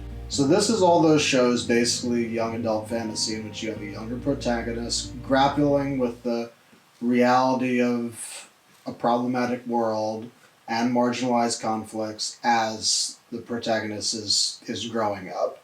And I had you watch 2 of the shows on this list, which were both adaptations. Well, first let me name them. We have Avatar: The Last Airbender, The Dragon Prince, Invincible, and Percy Jackson and the Olympians. And I had you watch 2 of the shows on the list, which is Avatar and Percy Jackson, which are the 2 live-action adaptations of a previous work. Right. And I'm curious as to your thoughts on them. Yeah, I liked them both, and I have to say up front, coming-of-age stories is not my favorite genre. I tend to find it derivative of other stories. I love the Harry Potter series, and clearly that's a coming of age. Something plus about cultural conflict. Plus cultural conflict. That's Harry Potter. And marginalized. He's the outsider. There was so much in that, the Harry Potter series, that I love the books and I love the movies. But on the whole, I find that genre not the most intriguing for me. I liked both of these, Avatar: The Last Airbender, Percy Jackson, The Olympians. They both have a, sci-fi quality to them. Or fantasy quality. A fantasy, not sci-fi, a fantasy. Which one would I now go back to finish the series? Probably Percy Jackson and the Olympians. Talk to me why. I mean, because my vote goes to a different show on the list, but talk to me why first. As much as I liked Avatar: The Last Airbender, and that one has more fantasy elements to it, whereas Percy Jackson is sort of set in the present, this is a kid who feels like an outsider, who then finds out he has this whole backstory.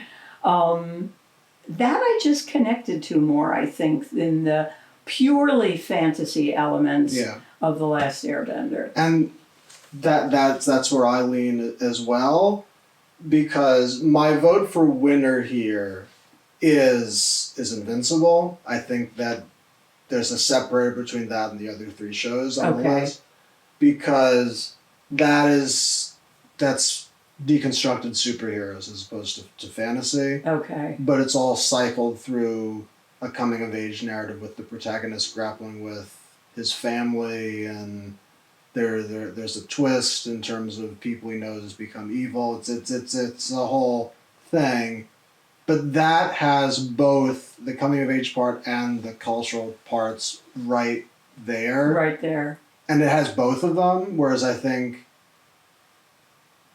The Dragon Prince is the one I wanted you to watch for a while. Mm-hmm. I think some of its messaging is a little on the nose, and the coming of age elements sort of dwarf the societal ones in that one, similar to the way Percy Jackson is, but I think you connect to the characters in Percy Jackson more. And with Airbender, the live action adaptation to cartoon is better. And I think, though I'm less likely to watch a cartoon. like, the one reason I'd recommend the Airbender show is for people who haven't watched the cartoon, you could get into it and then end up watching the cartoon. Mm-hmm. But as just a piece of media to connect with, that the focus is more on the fantasy societal elements than the characters, I think, whereas the cartoon, it's the opposite. That's why fans of the cartoon are not happy with it. Oh, they're not happy with the live action? Whereas the Percy Jackson adaptation, fans of the books are happy with it. Interesting. Because you do connect with those characters. But even having said that, I think Invincible is the one on this list that does both of them.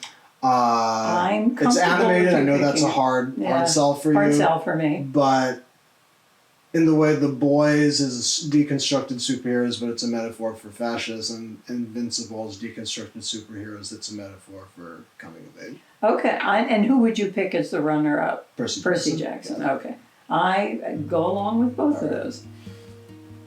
So there you have the winner of Cultural Conflict and Coming of Age is Invincible, with Percy Jackson and the Olympians as the runner-up. That was coming of age as metaphor for cultural conflict, but then you have just pure coming of age / grappling with identity and finding out who you are at a younger age, and that we have Big Mouth, Cobra Kai, Euphoria, and Wednesday, and I had you watch two of these recently, but I had you watch both Euphoria and Wednesday, and you had thoughts on both of them. Yes, I only really watched the pilot. I only had time to watch the pilot for each one.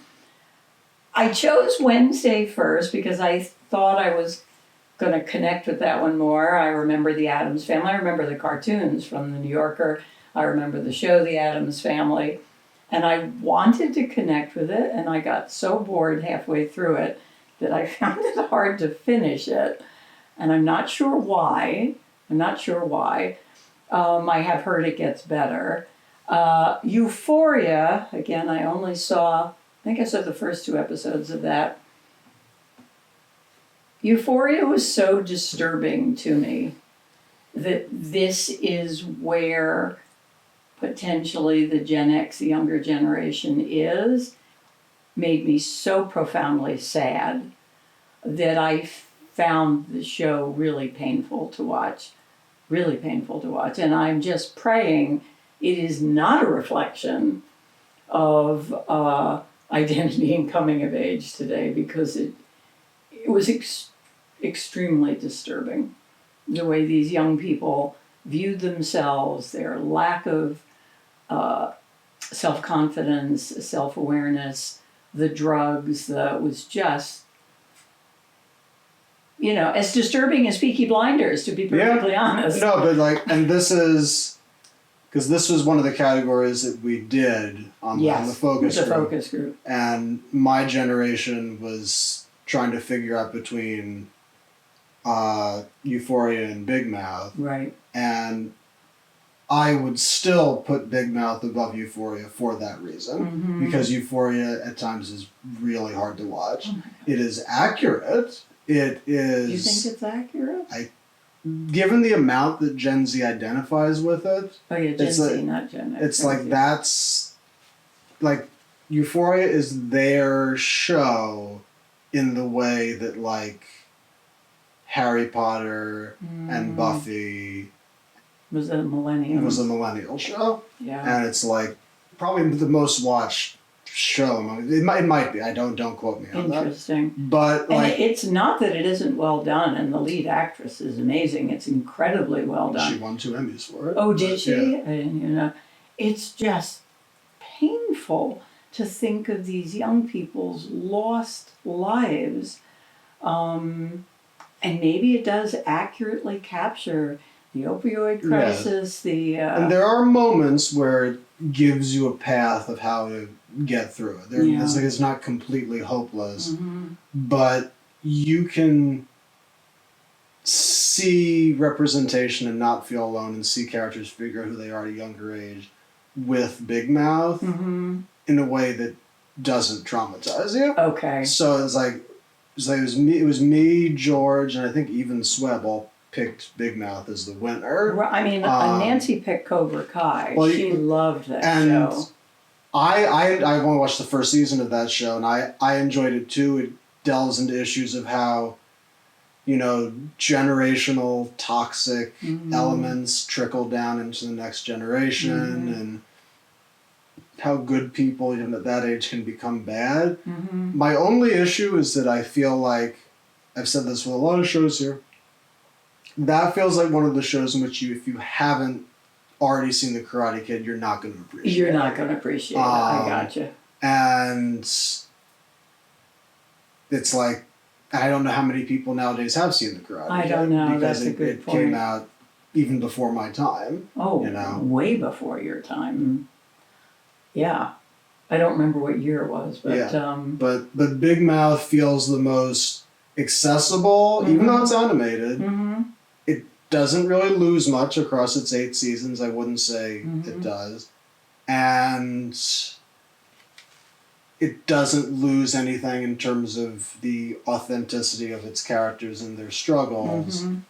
But it's also funny at times. It also deals with characters and their sexuality. It's like, you can learn a lot from that show. You can learn a lot from Euphoria too, but, you can only watch like one episode of Euphoria. Oh yeah, that's just painful. Yeah. So painful. This character comes right out of rehab and then goes looking for drugs. She has no intention of being clean and sober.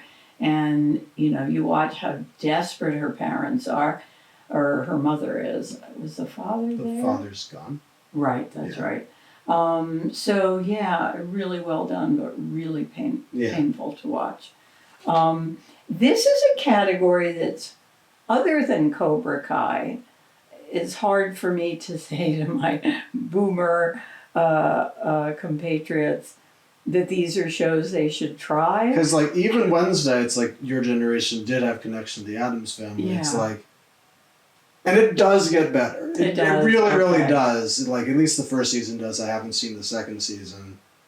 But, like, that, it took me 3 tries to get past the pilot. Okay. It just feels flat. It feels absolutely flat. Right. Yes. But for your generation, because I remember the conversation where you all talking about Big Mouth and how much that show meant to you. So definitely. So you would pick Big Mouth first. Who's your runner-up? Euphoria? Yeah. I'm comfortable with that. And there's your winners for Identity and Coming of Age. Winner is Big Mouth, and the runner-up is Euphoria. But now we get to maybe the beefiest category here, which is identity and trauma. You can tell this is a popular genre of shows that gets made, which is dealing with the worst of the worst, PTSD, human issues, individual identity and how it affects you, and whether or not it can turn you into a monster. And this is the only category in here in which there are 8 shows. Because we have Adolescence, The Beast in Me, Department Q, Dexter, which is still relevant because of Resurrection, Monster, Task, Untamed, and Yellow Jackets. And I don't even know which one we should start with. I don't either, because there are a lot of great shows in this category. A lot of great shows. I was so taken by Task that I had to watch the entire series. We watched that together. The same thing with The Beast in Me. The same thing with Adolescence. Yellow Jackets, I did not think I would be as taken with it as I am. I haven't finished it, but I am going to go finish it. This is a really hard category. It's probably the hardest category. Probably the hardest category. It's the hardest category, I think. Because they're all so good. No, I think it's the hardest category when it comes to the runner-up. Yes. Because I think... Yes. Both in terms of... If you look at this category, it's you want representation that isn't too generic, but representation of what it takes to turn a good person into a monster, how that ripples out across society, but make it not generic, so it feels like its own story. That Adolescence is head and shoulders above the other shows on this list, which was seen in our focus group. When we got to this category, it was the show that everyone had seen. And everyone lauded. And everyone lauded. Across demographics, across you and I. It is a remarkable series.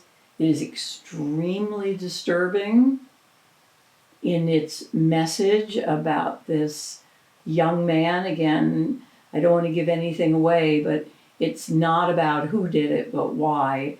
But and then how it affects every different lever. How it affects the self, the individual, the community, the family, everyone. And then the completely unique way that it's shot. So that there's only... Even though it's only 4 episodes. 4 episodes. Each episode's an hour. I think an hour. It is one camera shot. Without editing, without stopping. Extremely hard to achieve. I read that one of the episodes was 17 takes. But, and when I first read about it, I thought, oh, well, this is a gimmick. This is going to come across as gimmicky. But it doesn't. It puts you right there in the story. There's moments where a character is walking down a hallway, the camera is following him, and then another character goes in a different direction. The camera follows that character because that's going to be important. So it makes it so present. So present. It's not a gimmick. It's hard to achieve, and I'm not sure any other show would ever even attempt it. It's so difficult. You know, we've had shows that have, you know, an occasional long one shot, tracking shot, but an entire episode. It was very hard for the actors. It was more like a play. And there's even the shot where the camera goes up on a drone, and it's still one shot.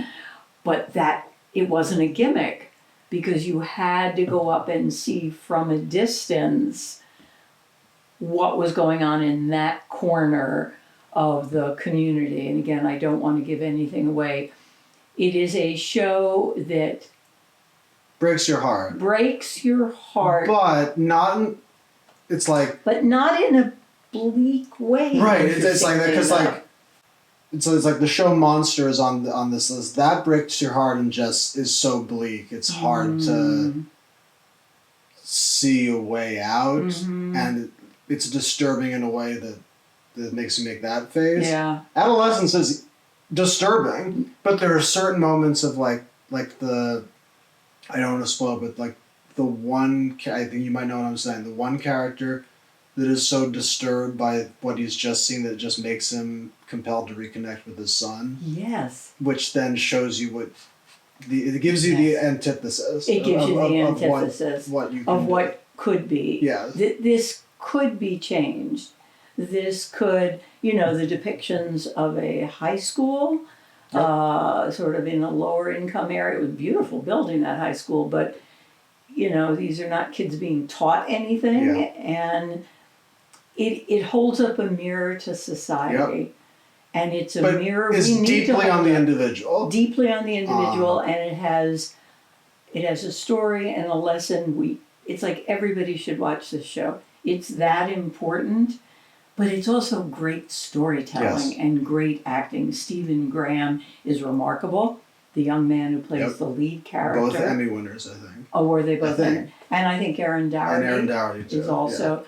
So there was no question of which show was going to be our winner. But when it comes to the runner-up, really Department Q and hard. Untamed might get short shrift because we've only just started watching them. Right, that's true. It's like both of them, I would say, are on the level of like the other shows on this list. Right. But definitely of the Beast in Me. Yeah, but with like the other, like Beast in Me, Dexter, Task, Yellow Jackets, like I haven't seen anything in one episode in Department Q and Untamed that would make me pick them over those other four. I know, and I don't even know. I don't even know who to pick for the runner-up. Well, we're allowed to pick two runner-ups. We are, because it's a big category. Big categories, Big which says 6 or more, we're allowed to pick two. So for me, the runner-ups is Task. That's what because you talk about like a way out. Yeah. This is the identity and trauma one, which it's somehow least. I don't know, because it's all about forgiveness. It's all about you've been traumatized, and how do you reach a point where you can reach salvation or something. It is because one of the main themes is the lead character, Mark Ruffalo, finding his way back to God. Yes. So it's in terms of societal relevance, it's a show that I feel like everyone should watch. Yes, and it's also great storytelling, great acting, writing, twists that you don't see coming. Yeah. It's not derivative. It is completely original. I would put Task as a runner-up. We can pick two. Yeah, and in terms of the other runner-up, as like, I feel like there's in terms of tone, there is a similarity to Beast and Me and Dexter, because they're both serial killer shows. They're deeply, like, it's deconstructing the psychology of what that means. Yes. And even though, and Dexter too, there's characters that have been traumatized and are trying to find their way back. But for the second runner-up, I do think that just by a nose, I think Yellow Jackets is better than both of them. I would go with that. Yeah. I mean, it's a show I've only seen a few episodes, but I'm going to go back and finish it. Because of the 27 years later. It's showing you trauma at the base level, right, with the coming of age element, and in terms of like companion to adolescence. Adolescence is trauma to the masculine. Mm-hmm. Yellow Jackets is trauma to the feminine. Yeah, that's interesting. And to have them both there. Yeah. But it's the 27 years later. It shows you how that trauma stays and connects with you. It's and the past, dealing with it 27 years later. Yes, the past and present in that show is what makes the show interesting. Yes. So I'm fine with that being the other runner-up. Yeah. And remember, if your show was not chosen as runner-up or winner, we will be handing the wild cards. Will come at the very end of round 1A. So stay tuned. But there is your winner of Identity and Trauma is Adolescence, and 2 runners-up is Task and Yellow Jackets. Yes. And our next category, also a different kind of identity and trauma, but explicitly as the category of gender. And most especially, what does it mean to be a woman in society, and what are the dangers to look out for? Maybe the main categorical reason why I did not want to do this video by myself, because I am not qualified to give a concerted decision. I can have opinions, right, but it doesn't feel right Right. to pick a winner by myself. I totally understand. But Besides, this is fun. this is fun. We have All Her Fault, and Just Like That. You could be Sex in the City and Just Like That. It's a sequel show. Bad Sisters, The Girlfriend, Lioness, Miss Austen, and You. This is the case in which I feel like the one that we've both seen is the one that's going to win. But this is a bigger category, so we could pick two runners-up, so it isn't a complete spoiler by picking the one that's probably going to win. But there's only one that we've both seen, so let's just go with it. Yeah, and it's interesting. All Her Fault is the only one we've both seen. But even if we hadn't both seen it, it would have my vote in this category. Yes, same. And Just Like That is a disappointing series, and I loved Sex and the City. Sex and the City, everybody remembers The Sopranos as the beginning of prestige television. They forget Sex and the City comes right before it, and together they put HBO Max, not HBO Max, on the map. And I loved that series.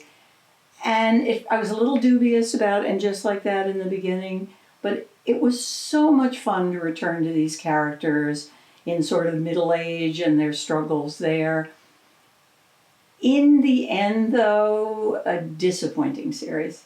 Disappointing in its representation of women of that age. Disappointing. And disappointing in its representation of younger people. You know, these are now people who have kids who are in high school and millennials, and I felt the representation of that age group was really stereotyped and superficial. And so, as much as Sex and the City was dear to my heart, and there were aspects of And Just Like That I liked, in the end, a disappointing series, and particularly the finale, extremely disappointing. Yeah. So I also watched. Had you watched Miss Austen? I watched Miss Austen. Did you watch all of it or just the first episode? No, I just watched the first episode. That's all I had time for. I liked it. It's something I love. British costume dramas, some of my all-time favorite things. The first episode was the pilot a little confusing. It is based on a true story, I know that, yeah. which is that Jane Austen's sister burned her letters. Okay. That's a true story. It tries to answer why. I see. And that's fictionalized. I'm definitely going to finish the series. I liked it that much that I'm going to finish it, but it was very confusing. I had to keep looking up who the characters were and what their relationships were. So of the three that I've seen, All Her Fault, hands down, is my winner because of its it's just there in the title. And it's All Her Fault. because the entire show is a metaphor by how, like, women trying to make their way across different levels of society, they're going to get blamed, and it's every character. Every female character is dealing with that in some different capacity. Some different way. Even though the murder mystery motif is there and what have you. But there are twists and turns that you don't see coming. It is very original, which is always important to me. Things not be derivative of some other film or television show. And yes, it tackles that issue of what it is to be a woman today, a working woman, a mother, a wife, a family, a friendship. Yes. Female friendships are very important. People should watch it, and we can't say very much because there's so many twists and turns, and we don't want to give anything away. But yeah, for me, there's no doubt that's and for me as well, because like also all thrillers. Lioness isn't really a thriller. Right? It's a action drama, which I would. Was it good? I would continue watching it. It's all about this female-led military group trying to navigate, infiltrate the Middle Eastern cabal, and it seems like it's going to explore like being a woman both in the West and in the Middle East, which feels like it's going to be interesting. Yeah. I know the show has gotten some flack for like being like too patriotic, but I would keep watching it, but I would not put it above the other three, Bad Sisters, Girlfriend, and You, which are all thrillers.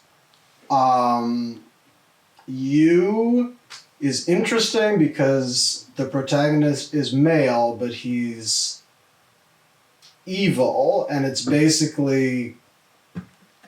The show is beloved by women, and women I've talked to, even though I was skeptical of it, because it's like, you're following this guy that's like, you know, he's basically inspired by Ted Bundy, basically. Geez.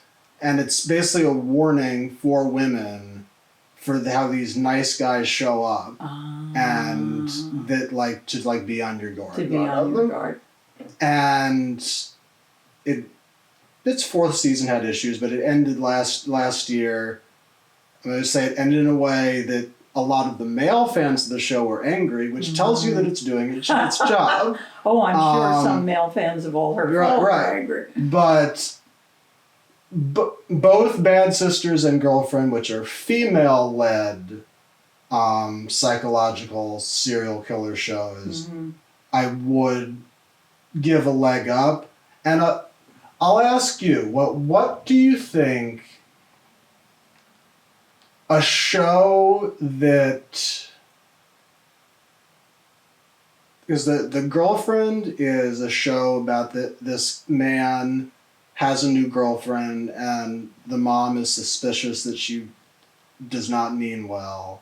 And basically, the rivalry between the mother and the girlfriend continues to escalate. And like through manipulation and like tail spinning and etc.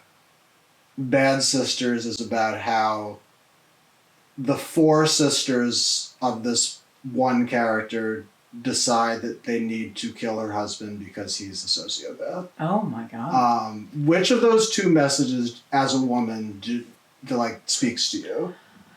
Wow, these are two shows I'm going to have to watch. It's hard to answer because I haven't seen them. The question really for both of them, like in the first one, is the mother justified in being suspicious? Because if she isn't, that's a different story. That is her not being willing to let go of her son. That's one story. In a way, both are true. And with the one with the Bad Sisters, is the husband truly a sociopath? Oh yes, that's made clear in the pilot. Oh, so really? And they can't think of any other way to get her away from him other than killing him. But it's also like weirdly a comedy because they try to kill him in ways and then they fail and then it's a weird comedy. Yeah. But also very original. The Kanates also like swore by this one. Swore by that. By Bad Oh, I definitely. Now you've seen it. How would you rank that next to All Her Fault? All Her Fault, I'd still have Win. Still have Win because it doesn't hold back in showing the different levers of what it means to be a woman in society. The other three, Bad Sisters, Girlfriend, You, are all like semi... I don't want to say over the top, but they're not. But like All Her Fault is the most genuine. It's like all are genuine, but like Bad Sisters is funny and it's tongue in cheek about it. As a woman, is it more important to give you a snapshot of the different ways you can try to move once you're already in a toxic relationship, or a warning to how to avoid entering it in the first place? Well, depending on the quality of the writing and the storytelling and acting, both of those stories can be really meaningful. I don't think one is more important than the other, but it's really going to be... I mean, this is a case... The power of the story. This is a case where we could give out two runners-up. Okay. And I'd be okay giving out runners-up to both Bad Sisters and The Girlfriend. Okay. Again, I haven't seen the two of them. Unless you were to say that Miss Austen, like, no? No, I mean, just based on the pilot. And again, it's a fascinating story because Jane Austen is an iconic writer, but the pilot was very confusing in terms of who is that character and why is that character doing that. So no, Okay. I'm comfortable with your doing I'm that. comfortable giving the win to All Her Fault, and 2 runners-up to Bad Sisters and The Girlfriend. 2 shows that I now want to go watch. We move into the next category, also dealing with the perils of gender, but in a different way, and that is romance, which following the steps, pitfalls, and consequences of romance in society. And we have Bridgerton, Forever, The 4 Seasons, Heated Rivalry, Nobody Wants This, and The Summer I Turned Pretty.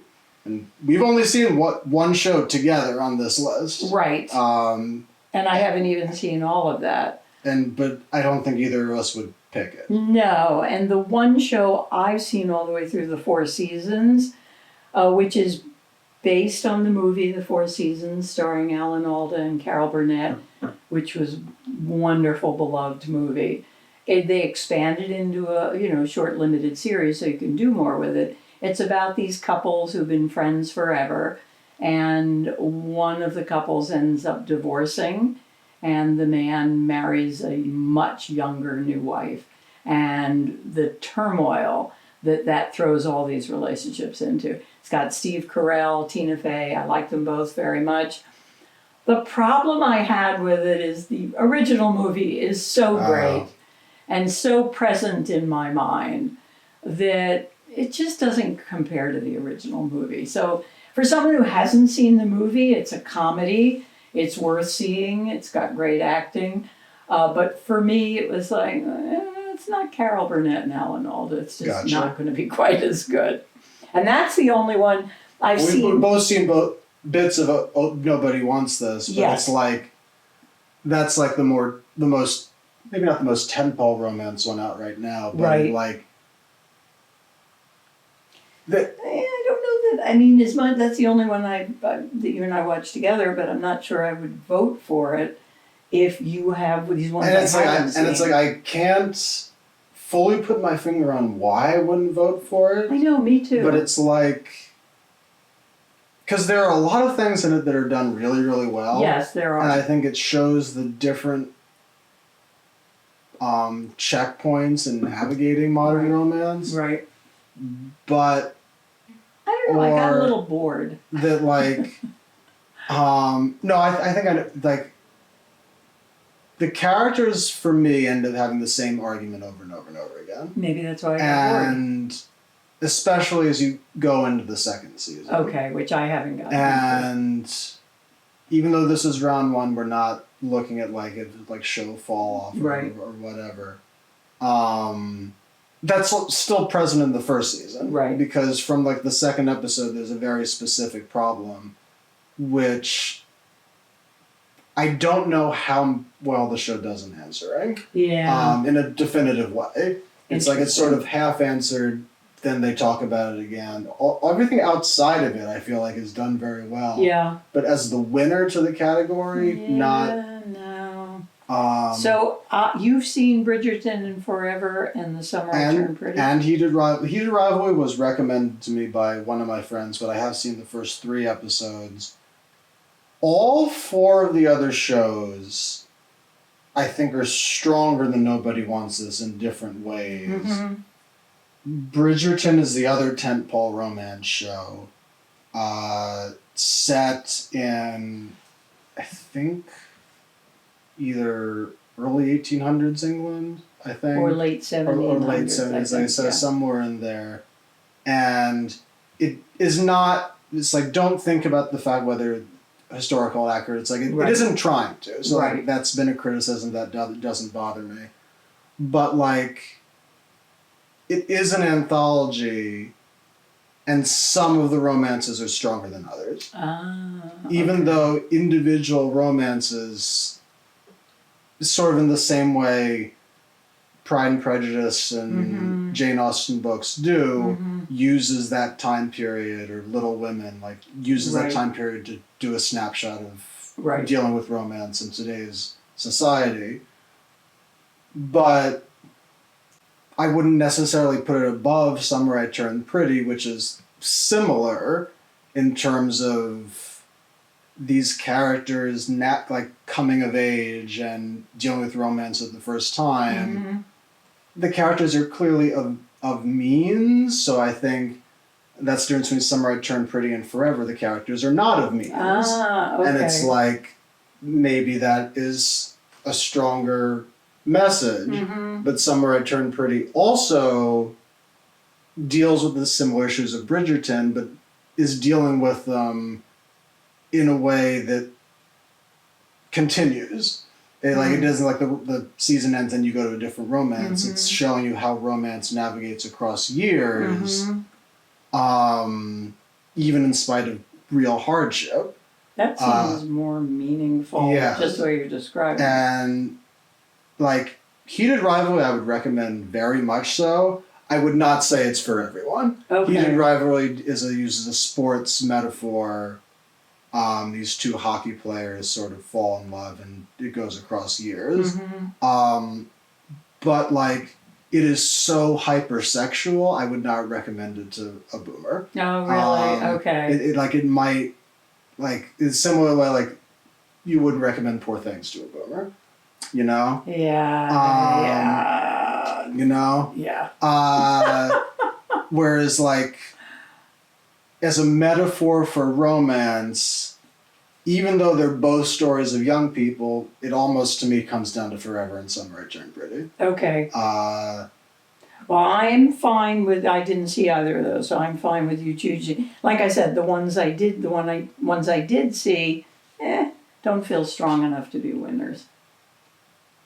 By a nose, especially because this is round one, as the criticism with Summer I Turned Pretty is that apparently this last season had issues, but you deal with that later. For just the concept alone, my instinct is to give it to that one. Gotcha. Who would you pick as the runner-up then? Heated Rivalry or Forever? It's funny, unlike the category with adolescents, where there's just no question about the power of that show, this one is just a trickier category. This is because it's 6 and we could give it to 2. I would give it to both Forever and Heated Rivalry. Okay. I think if you watch Summer I Turned Pretty, you don't necessarily need Bridgerton because in terms of tone, it's very, very similar. And I feel like having watched the second season showing how romance continues even despite real struggles, I think that can speak more. Okay. I haven't seen season 3 and I know season 3 has some issues, but we'll deal with that later. But Forever, especially because the characters are minorities. Right. So, and they both deal with issues that one would face, either being a male minority or a female minority. And I feel like that is important to see, even though sometimes the characters make dumb decisions. Okay. I'm fine with that. And Heated Rivalry because, sort of like in the movie, you haven't seen Call Me By Your Name, but it's LGBTQ, but it feels universal. The only caveat, and it's done across years, my only caveat is that, like, I wouldn't watch it with you. Basically. Not a show we would watch together. I gotcha. So it's like, I feel like anyone across generations could watch Summer I Turned Pretty and Forever. I feel like Heated Rivalry should be my generation watching it. I gotcha. But that's I think that's valid. Yeah. All right, we have a winner and 2 runner-ups in that category. Yes, we do. As we move on to the next category, which is community. So in this category, you might also see some romances in there, but that is not necessarily the focus. The focus is showing how the power of community as a total thing can bring us together. So maybe more on ensemble pieces, more friendship, if you will, and often using different motifs as the hook to then explore community. So you have Abbott Elementary, A Man on the Inside, Only Murders in the Building, Platonic, and Shrinking. And which one do you want to start with? I mean, A Man on the Inside is really charming. It is charming. It is really charming. And it's showing you how you can find community even at an older age. Which I think is really important. Yes. It's charming. I don't think it's a powerful show that I would make it the winner. But it was charming. I enjoyed watching it. And Ted Danson was great. Yes. And it was great to see him take on a part. You know, it's hard at our age to take on a part where you're playing your age with all of the complications that come with that. But it does say a lot specifically to people who are older and what they're dealing with. And, you know, in the nursing home, you have the dementia ward and how terrifying that is. So I liked it a lot, A Man on the Inside. I love Shrinking. I love Harrison Ford. Love, love, love Harrison Ford. I love that show. I can't wait to see the next season. It's funny. It's poignant. Sometimes it's very emotional. And it's one of the best things I've ever seen Harrison Ford in. Abbott Elementary and Platonic I haven't seen. But I have to say, for me, you know, Only Murders in the Building is one of It's probably your favorite show on television. It's my favorite show on television. Yes. It's my favorite show of all the ones we've talked about. I look forward to when the season comes back. It makes me laugh out loud. Steve Martin and Martin Short are so funny and so brilliant, and their comedic timing. Funny and yet still has a lot to say. I love the way it's put together. So, of all the shows, 109, 108 shows, 109. Only Murders is my favorite of all of them. And against Man on the Inside is also dealing with issues of finding community when you're an older person. When you're an older person, yeah. But also ties that into intergenerational communication, which I think in itself is significant. Well. I love what's the actress's name who plays Selena Gomez. I love when Selena Gomez, sometimes Martin Short C. Martin will start to say things, she's like, no, just stop. Which is how a younger person feels when they hear those things. It's just priceless and funny. You literally laugh out loud while you're watching it. So, no question in my mind, that's our winner. Now, again, if you want to talk about Abbott Elementary, because I haven't seen them. It's because Abbott Elementary is an astronomically sweet show. Mm-hmm. Important because it's all about education. Mm-hmm. But also showing how the teaching community needs to come together in different ways in order to do their job. Mm-hmm. I would also say, I don't want to use the word dated, because it's not. It's very, very relevant. It's an underprivileged public school in Philadelphia. But it's it's one of those mockumentaries like A Modern Family or Office of Parks and Rec. Right. It's it feels like it should have been made 15 years ago. And it's does that genre feel dated, the mockumentary? A little bit. Even though the subject matter itself doesn't. Right. And Platonic is super relevant because it starts, you think it's going to be a romance show, and it's not. It really is about using your adult friendships to help you through life. And that... Now there's an important message. That's an important message to me, to everyone. But Shrinking also has that too. Mm-hmm. And Shrinking also has the very, very clear mental health metaphor and motif that it's Shrinking is the show that, got me through 14 months ago. Yeah. So it's that. It speaks very, very close to my heart because it's both finding community, but the steps feel genuinely actionable because it's all about through mental health. Mm-hmm. And how to come back from suffering terrible loss. Yes. Yeah. I do not... It's I probably have shrinking slightly above Only Murders. Okay. But not so much where because like you would probably have Only Murders higher than I would have shrinking above Only Murders. Right. So I am happy to defer to Only Murders. Oh, good. Because it's my all-time favorite show of every show on our list. So it has to win. But I feel like shrinking in that case is the very clear number. I'm totally comfortable with that. Yeah. Absolutely. So there you have it. Only Murders in the Building wins by a nose. For Community, with shrinking as the runner-up. Moving from Community at large to a different kind of community, we now move to the Creative Process Group, asking the question, how much must you lose oneself to the craft and the artistry, and what is it going to take in order to be successful in that community? And this is one of those categories where you've actually seen more than me, because we have The Comeback, which is coming back sometime in the early part of this year for the first time in I think 10 years.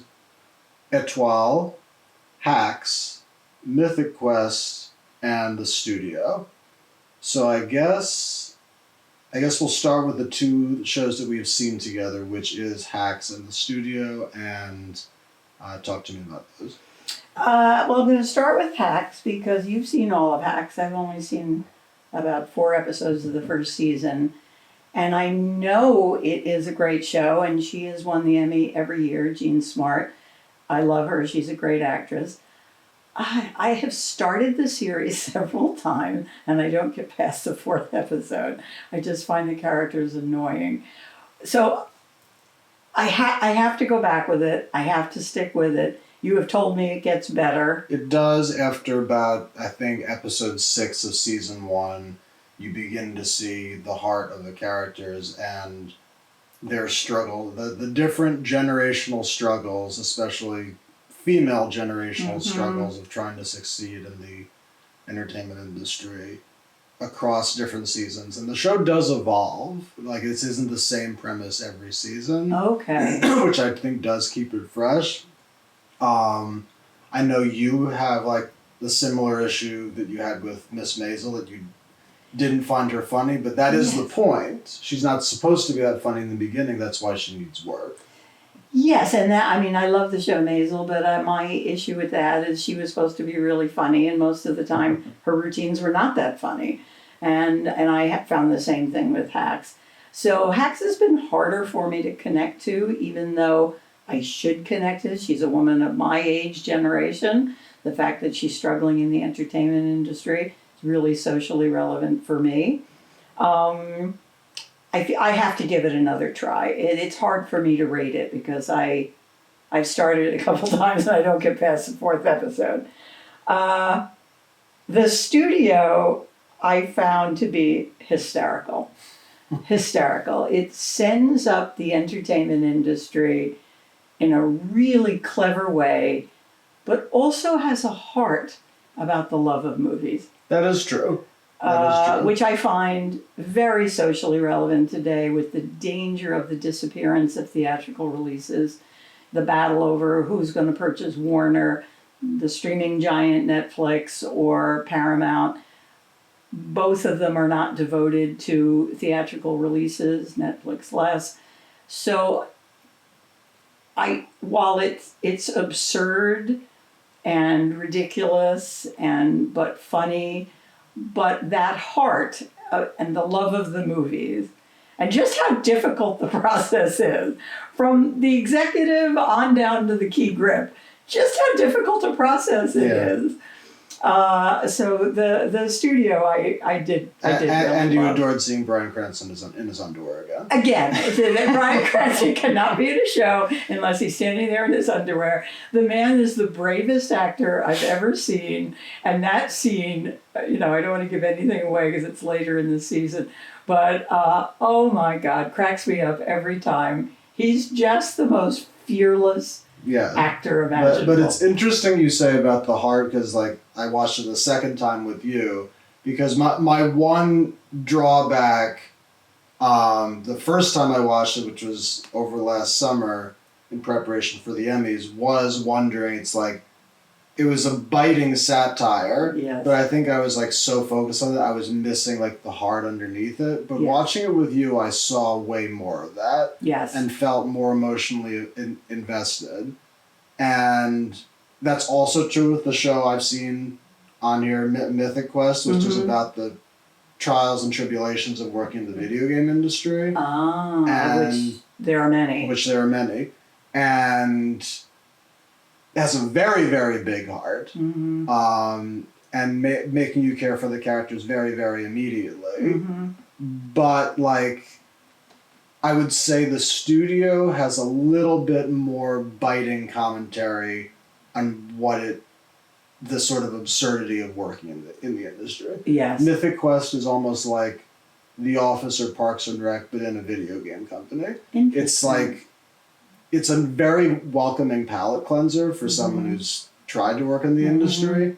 I do think the studio is probably the more realistic of the two. And with now seeing its heart second time around, I would probably stump for that. I would stump for Hex too, because I would be the first to say it gets better. But because of the presence now of the comeback on this list, which I know is a similar premise of an older, aging woman trying to get back into the industry, which I know you love, I'd be willing to take in a pitch. And the for comeback, again, it's 10 years ago. So the first season was like 20 years ago. Oh, was it really? And then the second season was 10 years ago-ish, and now the third season is coming out this The year. premise, it sends up reality television.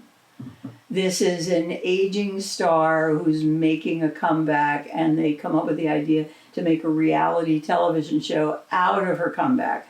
So the reality people and the cameras and the producers are in her home and with her husband and her kids.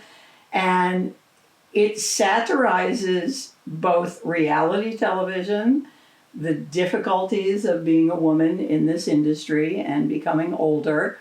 And I thought it was really brilliant. And that first season came, was it quickly after Friends ended? It was like 2005 or 6, and Friends 6. ended in 2004, so it was soon. So it had a certain resonance because, I just forgot the name of the actress. Lisa Kudrow had just had the 10 years starring in Friends. The fact that that's coming back, I'm going to be really curious to see what they do. And I think this is the final season. The final season. Because while the first one was about reality TV, the second one, I'm trying to remember what the second one was about. This one, I'm sure, is going to be different because it's going to satirize this moment for the industry. She's even older. And the industry itself is in such a state of transition and chaos, both for television, for film, for video games, for all of them. The entertainment industry is going through a rather cataclysmic transition that nobody quite knows where it's going to land. I think they will end up satirizing all of that. Okay. The studio does some of that, and I don't want to say too much because I don't want to give anything away, but they do pick up the social relevance of the difficulties of running a movie studio in today's world, as opposed to when the studios were preeminent. Étoile, I wanted to like, because it is about the world of ballet, which is a world I knew very well as a dancer. I didn't get past like the second episode because to me it was just not realistic. Now, for somebody who didn't study ballet and didn't know the ballet studios and companies really well, maybe none of that. But I think that's relevant because like I can speak on both Mythic Quest and the studio, and just gut instinct say studio is more realistic, having worked in both. I think that matters, and for you to say that about the ballet industry, I think that does matter. Yeah, I mean, it was socially relevant because they are touching on the tremendous difficulty in all of the arts across the board to survive right now. They were all hurt by the pandemic, people going back to live theater. Ballet companies are enormously expensive. They're repertory companies, they're large, just the amount of toe shoes, they need you wear those toe shoes once, one performance. So you have a large company of people, the costumes, the music. It's an extraordinarily expensive operation, as is opera. And they're all struggling financially. The premise is the idea these two companies, one in New dancers, York, right? trade dancers, and I found that to be ridiculous. So my problem was with the original premise. Gotcha. I mean, stars do travel around and go to different companies. I've never heard of companies trading dancers. But again, I feel I need to go back to it and give it another chance.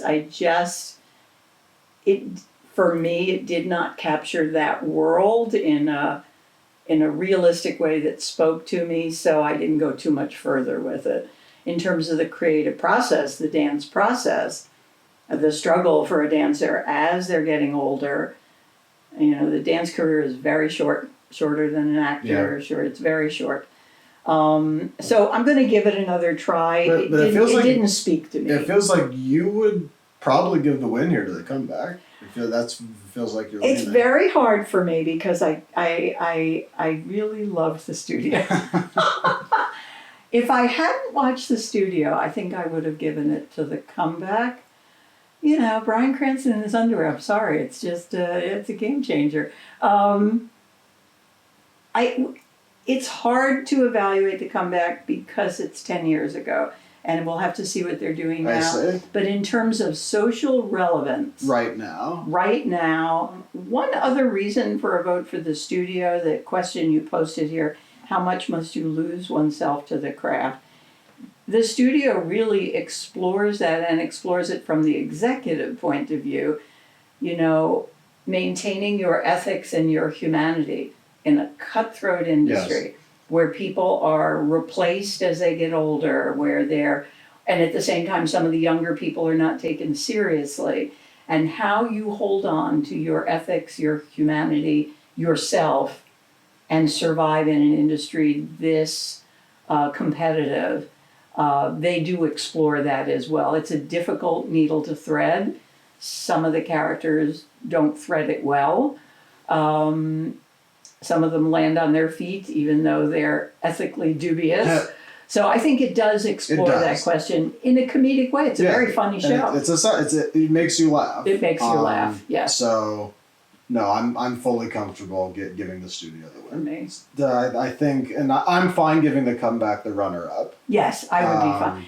You're sure you don't want to give Hacks the runner-up? I know you liked it more than me. I might save one of my wild cards for that, for that later, but it's especially because the premises are similar. Yes. They're like an older actress trying to make it back. Yes. If you've seen both and you think one more resonates more, I will defer. Well, also the comeback satirized two areas of the industry. At that time, 20 years ago, the burgeoning reality TV, which is all fake. Yeah. And it was all fake, and everything was staged. Plus her trying to make a comeback as an actress, which was not succeeding. The reality TV was becoming more popular than her attempt at a comeback in narrative television. The fact that it covered that spectrum, I just can't give it the number one because I'm not sure how much social relevance. You need to see it first. It's going to have for today. So there you have it. The studio with the win for creative process and the comeback as the runner-up. Moving on to the next group, a different kind of community, which is the family community. Asking the question or showing the authentic nuances and traumas of complex family dynamics. And we have 6 here. We have Asura, the bear, Long Story Short, Murdaugh, Death in the Family, The Perfect Couple, and Trying. So you have a wide range of family dynamics of different levels of health and dysfunctional. Mm-hmm. I almost feel like we should start with the obvious one and then filter out and see if anything beats it, which is because the bear is the obvious one to talk about. Yes. I can't guarantee that it will win, but I feel like talking about it first is the right it's the heavyweight in that category, much like Adolescence was the heavyweight in the other category. We know it's won Emmys. The acting is superlative. And family stuff is what it's really about. It's like really I think about. the chef thing is like Yes. is the motif, but it really is all about the PTSD. All and about there's the- found family in there too. Yes, so it's all about the PTSD of dysfunctional families and how that ripples through generations. I mean, it opens with the suicide Yeah. of one of the family members. It's not a spoiler. It's literally the first scene. That's what I said. It's not a spoiler. It's literally the Yeah. first episode. It's in the pilot. It's a superlative show. Some seasons have been better than others. It's now approaching its 4th season. And finished its 4th season Ah. last year, and it seems to air new seasons every June. So I'm guessing season 5. Season 5 will be coming back, and every season's a little different. Mm-hmm. Every season focuses on different aspects of the family dynamic, the struggle if you grew up in a dysfunctional family to maintain loving relationships in your adult life, and how that struggle manifests across so many different characters. I still don't know why this show is called a comedy. While it has very funny elements, it's a really serious drama. Yes. So to me, it should be in the drama category. And I think it gets is that good. flack for that unfairly. Yeah. It's like I think a lot of people diss the show for that reason. It's like Right. you're sneaking into the comedy category when you don't belong. When you here. don't belong. But that doesn't take away from how No. authentic the show is. And it's very original. That's also It's true. very Yes. original, and in a time when people watch a lot of cooking shows, using the lens of a restaurant and a chef and the family to explore those family dynamics and how they impact each and every one of those characters. So it's both a workplace drama and a family at home drama. It's kind of classic in that sense, classic television. But also showing- not. But also not. So where some might be a hospital, this is a restaurant. It really is the heavyweight in Yes, this category. and- It's going to and- be hard for anyone to beat it. And I think what you said there was like it's both classic and it's not. I almost for me I feel like because of the ones I've seen I don't feel like anything beats it. Like I've seen a Sora and it is very like one of the most delicately put together shows that I've seen in a while because it's about this Japanese family in the late 1970s who discover that their father has been having an affair for years. Ooh. And it's also follows these 4 sisters in their lives. And like it talks like a very classic show. That is a very classically put together Gotcha. show. Extremely methodical. Mm-hmm. But as a result, I wouldn't say it has the same level of oomph that The Bear does. Yeah. Contrastingly, Long Story Short, which just aired last summer, made by the same writer-director who did BoJack Horseman, which is very famous amongst my generation, is very authentic and covers multiple time periods of this Jewish family going from the kids' adolescent period to their like middle age. It like deals with how COVID impacts a family. Oh, It deals interesting. with So very that and one of those shows that's like how do you say it? That is like very Jewish but also universal at the same time. But because it is its motif is sort of wacky animated style that makes it like so different over here right. that away from the bear in the center. Gotcha. Um, And maybe a little harder for my generation Maybe. to connect to. like the one closest to the bear, honestly, for me, like I've now watched the first season of Trying, and this is one of the shows where it's like I do not feel like I'm the target audience at all because it's about a couple in their older 30s trying to have kids, and it's like very, very. It's like has that sort of shrinking vibe. Okay. Very, gotcha. very sweet, but not shying away from the realities of life. This was the one Mike Anthony Yes, recommended. yes, it Trying. does. Yeah, I haven't even started that. I do want to watch it. Well, ironically watched the two dysfunctional ones, which is like seriously dysfunctional ones, which is Murdaugh and The Perfect Couple. And The Perfect Couple, and I liked both of them. I had planned with Murdaugh just watching the pilot, and then I remember this case when it happened in South Carolina because it made such national news. So I actually had to stick with it and watch the whole thing. And then, because I was so taken, it's ambivalent in terms of what actually happened. I don't want to give anything away. I then watched the documentary about it, which had more information in it. Talk about dysfunctional family. It's very, very good. The casting is great. Interestingly enough, it's a true story. Yes. Well, it's a docudrama. Yeah. So they have changed a few things. I would say the bear is more emotional, though. Maybe because you don't know how it's going to end. I mean, you know how this story ends because you know it's based on the real court case. But it's very good. I recommend it if you like those kind of ripped from the headlines crime docudramas, which I do. I do recommend you watch it and then watch the documentary series where you learn even more, because it is a bizarre story and a bizarre case. The Perfect Couple is a scripted show, a narrative show, with these questions of, murder and who's the criminal and a family that looks treacly on the surface is very, has serious problems underneath. And great casting, but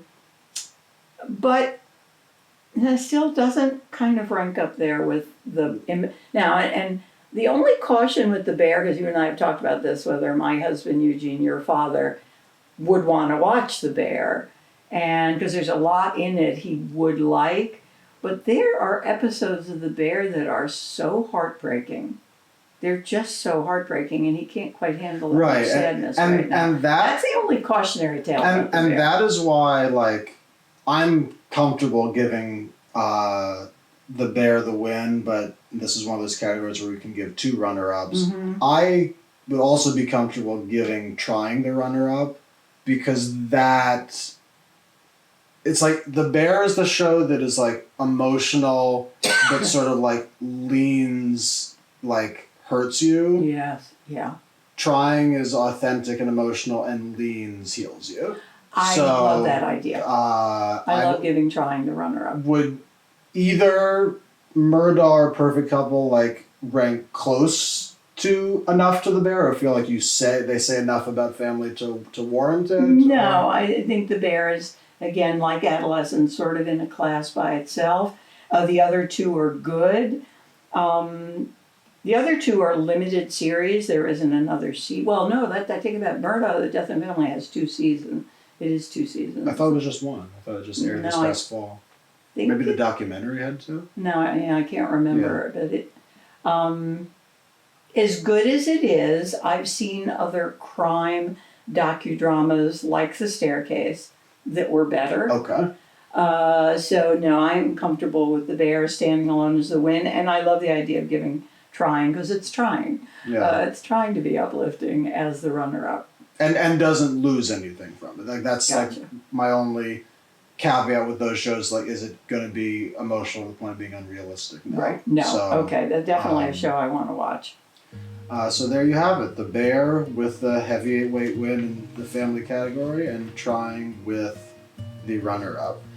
As we move into the multiple issue category, this is sort of one of those hybrid categories that is interesting in that it blends various social issues across different episodes, often using a singular hook or setting to then branch out to many. And that, what I mean by that is that it leans itself to episodic storytelling, but within one setting, and each episode explores the characters in this setting, having some narrative drive, but also dealing with a sort of social issue of the week, and therefore can cover a lot of ground whilst also giving a snapshot of what it feels like to be in that environment. This is also one of those where you see more than me, because we have Grant Chester, Matlock, Murdoch Mysteries, The Morning Show, and The Pit. And this is one of those categories where like the winner is so obvious, let's just like table it for a minute. So I'm just going to ask you the question: how do Grant Chester and Murdoch Mysteries compare to The Morning Show? Oh, that's an interesting question, because they're very... Well, Grant Chester and Murdoch Mysteries are more similar because they're continuing series with the same categories, but it's solving a murder, so every episode is a different murder. I like them both a lot. I liked the first season of Grant Chester the best. Had a different lead actor, different character. But they have managed with Grant Chester, even though the minister has changed 3 times, I guess. 3 times. The rest of the cast is still there, and this is set in Great Britain in, I think, the 60s. Okay. It might be in the 60s, might be the 50s. I like the fact that they've had stories that bring in social relevance, changes for women, rights for women. All of these continuing series, that, murder mystery series, one of the problems is over time they become a little repetitive. It's like, I've seen this murder before. And Murdoch Mysteries is interesting, where Grant Chester is set in Great Britain in a particular time period. Murdoch Mysteries is set in Toronto, right, around the late 1800s, early 1900s. The premise there is you have a police detective who uses the most modern scientific methods of that time to solve his cases. So it's like CSI, but set in 1900 and set in Toronto. And does it say stuff about social issues of the time? Oh, very much so. It does. It also, interestingly enough, you always have these characters who come from the United States visiting Toronto. They fictionalize it, but then you look it up, and Thomas Edison did go to Toronto at that time period. The earlier seasons are the best. It's been running a long time. I mean, it's like up 12 to seasons? No, it's up 18 to like seasons. 18 or 19 seasons. It's still on. I'm only on season 12, and I would say already it's becoming a little repetitive in storylines. Like, this murder's awfully close to that other one. How many times can these characters get together and break up? It's the sort of classic problem of a long-term episodic show. But those two are similar. They're period pieces set in a particular time. They're very well done, acting, costumes, writing. Both of them, Grant Chester has not gone on as long, though I'm not sure if that's coming back. I think it's coming back. But very different from The Morning Show. The Morning Show is another almost classic workplace, home life drama, this time set in a television morning show during a time of extreme stress and transition in television. What that means for the reporters, what that means for the networks, what that means for the executives. The premise from the pilot show is the star, played by Steve Carell, is accused of sexual harassment. Right. Yeah. So it opens up basically with a whole Me Too storyline. I haven't seen the most recent season, which I want to do. I don't think you've seen the two most recent. I don't think that's you've right. You've seen the 2 seasons, right? I don't think I have. It's on Apple, which is harder for me to watch on my laptop, but I do want to see them. But do any of these rank up with The Pit? No, they don't. They don't. And Pit has just had the one season. Yeah, it's just had the one season, and it's like one of those things where I think The Pit and The Morning Show were always in the same category when I constructed this, and the Morning Show was better than I expected. Yeah. And I think especially right now when they're like the central hub world of a news studio, Right. when there is so much question about truth and news Right. and how to cover said issues, and do you fall victim to sort of playing games with it, and etc. That elevated it a bit for me, more than Matlock, which I liked a great deal. I love the idea of an older woman using how older women are perceived in order to get stuff done. I have to watch this show. And there is like narrative heft to each episode, builds on itself. I think I've only seen about half of the first season. But in terms of societal relevance, a show whose hub world is a news studio does feel more pertinent than a legal company, and both of which dwarf to the Pit, because yes, the Pit is one of those remarkable shows that like isn't holding back in terms of hitting close to home, but you also like can't look away either. Yeah, and it's at first I thought, well, just to mention about the morning show, I agree with you. The idea of the stakes are so high right now in terms of the news business, in terms of journalism, in terms of truth and what isn't true, and the attack on the First Amendment. These are huge issues and the stakes are very high. And these are businesses. These are profit-making industries. They are the conflict between the executives and the profit and the journalists trying to do their job is enormous. And at a time when the networks are just collapsing in terms of network news division, the stakes are very high, so the relevance is very great. Yeah. But the Pit is equally relevant. Equally relevant. The issue of healthcare workers and how we see them. And I didn't expect to like the Pit as much as I did because I was afraid the one-day element. 15 episodes are one day in a shift in this emergency room in the Pittsburgh hospital, nicknamed the Pit. It seemed like a gimmick to me, like the one shot of adolescence. I was afraid it was going to be so gimmicky that it would take away from the emotional heft of that. But it's the opposite. They start out at 7 a.m. at the beginning of their shift, picking up with what the night shift had to deal with. And I haven't started the second season yet, but I know you watched the first episode. It'll be interesting to see if they can sustain it. It seems like it is, but I mean that's round 2 anyway. That's round 2, but right now, as important as the First Amendment is, and it is, and saving democracy and what is true and the attack of AI on what we see and what we believe, the collapse of the American healthcare system is life and death. Yes. People are dying because of this. The post-COVID, yes, exactly. which is where they pick up. They don't start during COVID, they start post-COVID.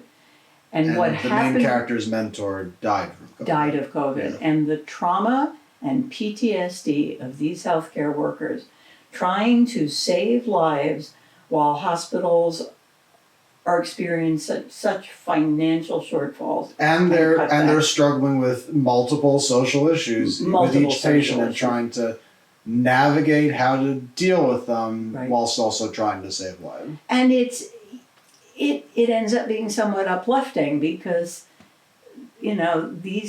they're human beings and their struggle to cope with their own mental health issues, working in an environment where they don't feel supported by the administration and trying to save lives at the same time. It's different.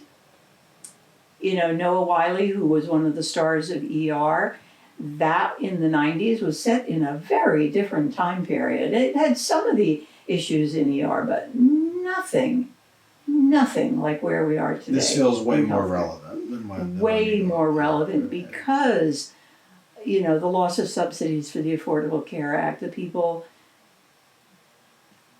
We had 40 million Americans who had no health insurance before the Affordable Care Act. It was a crisis that they didn't completely solve, but it made it better. 20 million got health insurance. Those people are now about to lose their health insurance. Rural hospitals are going to close. Healthcare in America is experiencing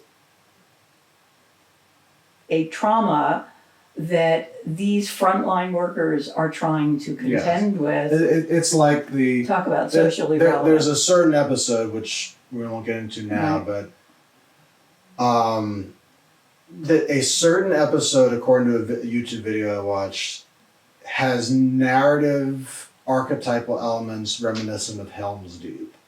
And you know what I'm talking about. Yes, I do. And that God. it actually rings true. Yeah. But then you think to the fact that, like, talk to any healthcare worker who's seen this show, and with a couple, even teeny tweaks here and there, but otherwise they say it's realistic. Yes, in fact, we spoke to Amy, your cousin, who's a nurse, a frontline nurse, who experienced the PTSD and trauma of COVID, working in the ICU.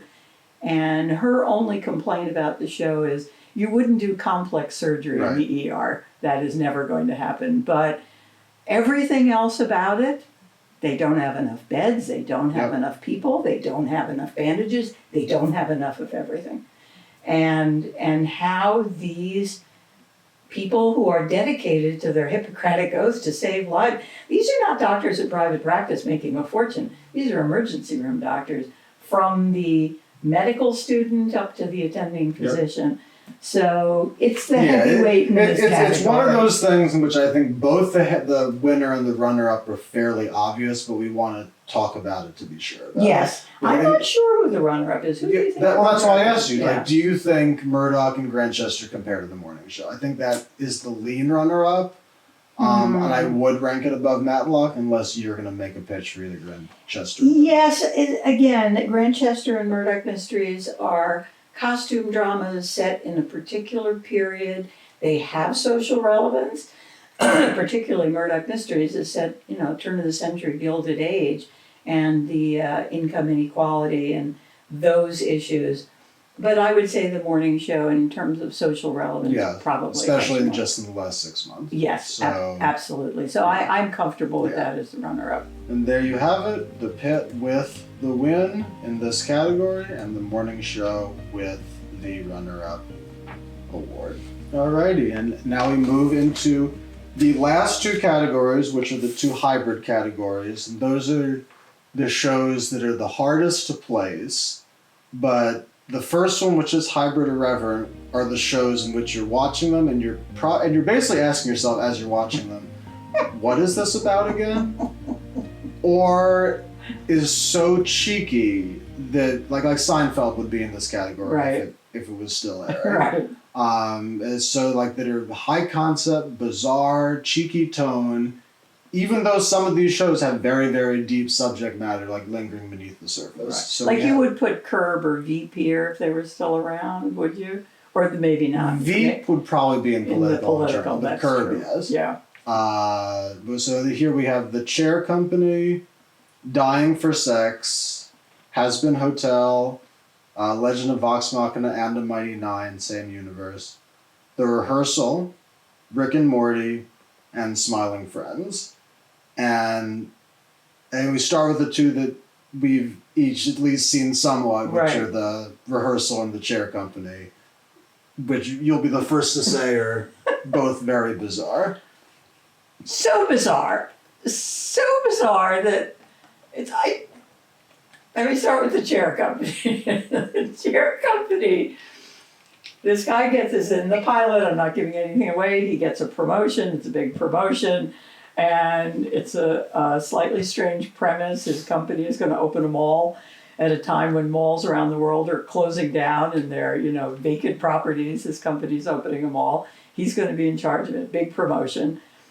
And in his big presentation to the corporation, his chair collapses.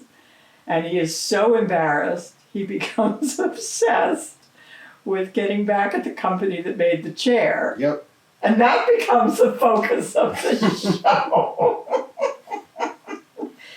And his obsession takes him into bizarre turns to the point he's almost going to lose his job because he's so obsessed with the chair company. Yeah. It's very strange. The show is very strange. It's very funny. It's very irreverent, very funny, but so strange that I don't even know what to make of it. So, and then the rehearsal is even stranger. The rehearsal, I don't know, is it a documentary? Is it a docudrama? Is it a scripted comedy? Is it all three? You just really don't know. You really don't know what's real and what isn't real.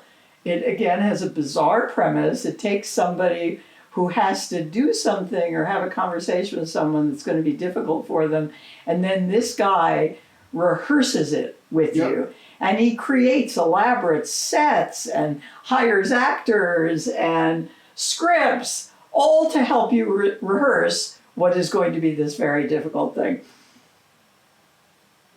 Did the person rehearsing, is this real? Or is he in on it? I don't think the person I don't think the subject is in on it. I really don't think they are. It sends up reality television. It sends up, I think, or is it reality television? I don't know what it is. It's like a car crash. It's painful to look at, but you also can't look away. So, very strange show that I couldn't look away from. Yes. But I don't really know quite what to say about it or recommend it to people. I don't know. What was your sense about the two of them? I mean, that basically what you said. That they're both you can't look away. Moments where you do laugh, especially with the chair company. Right. But fit into this category, and you're watching them and asking yourself, what exactly am I watching? Yeah. But you But it's funny. But it's funny. It's really cringe comedy. Yes, but both of them, because I've seen all the other shows on this list. It's all of these shows are either either cringe or niche or weird, and as weird as those two are, I almost would say they're almost somewhat easier to get into than a lot of the other shows on this list. Legend of Vox Machina and Mighty Nine is fantasy, but it's based off of Dungeons and Dragons, and it's one of those things where even though there's fun adventures and characters doing oddball things, it is one of those things where it feels like if you haven't played D&D, you're not going to get it. You're not going to get it. They had the D&D movie a couple years ago, Honor Among Thieves. That one feels like any layman can enjoy it, even if they haven't played D&D. I wouldn't say that about Vox.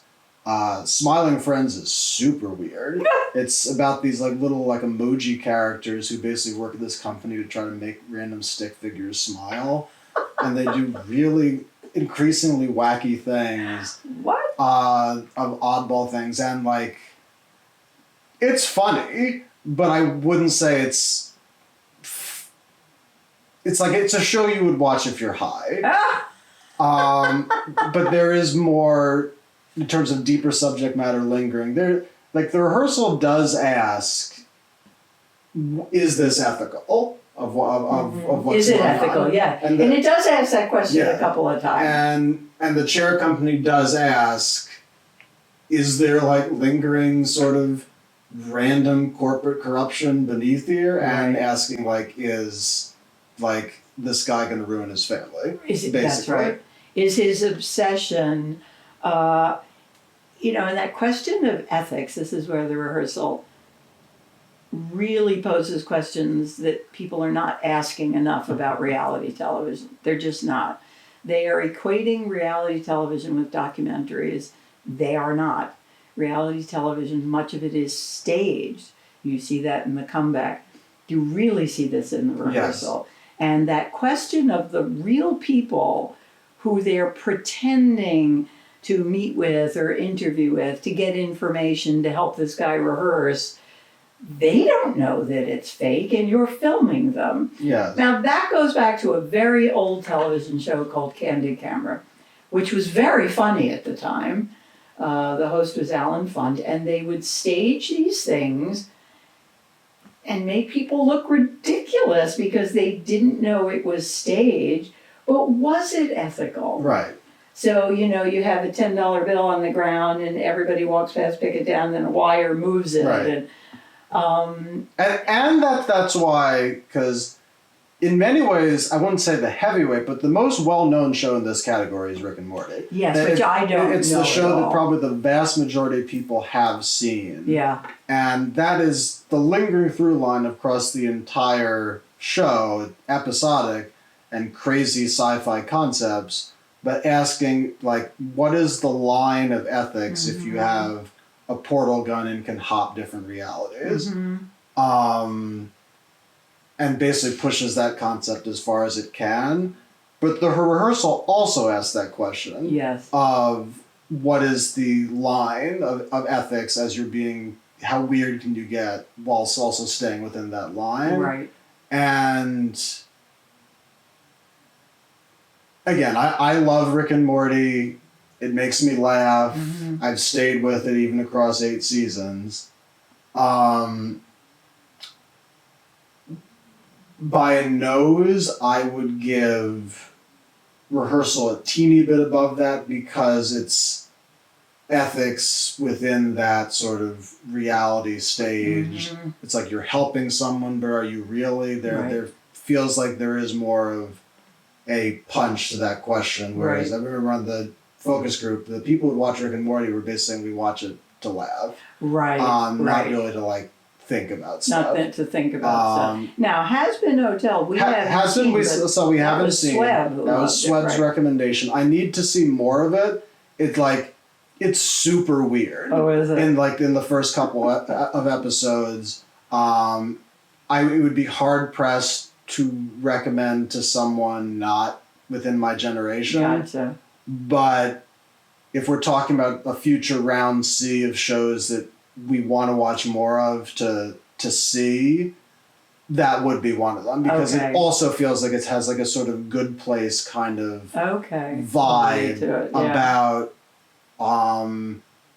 like the Good Place is all about ethics and in the sort of afterlife area and what does it mean to be a good person, whilst also being super weird and also being a musical.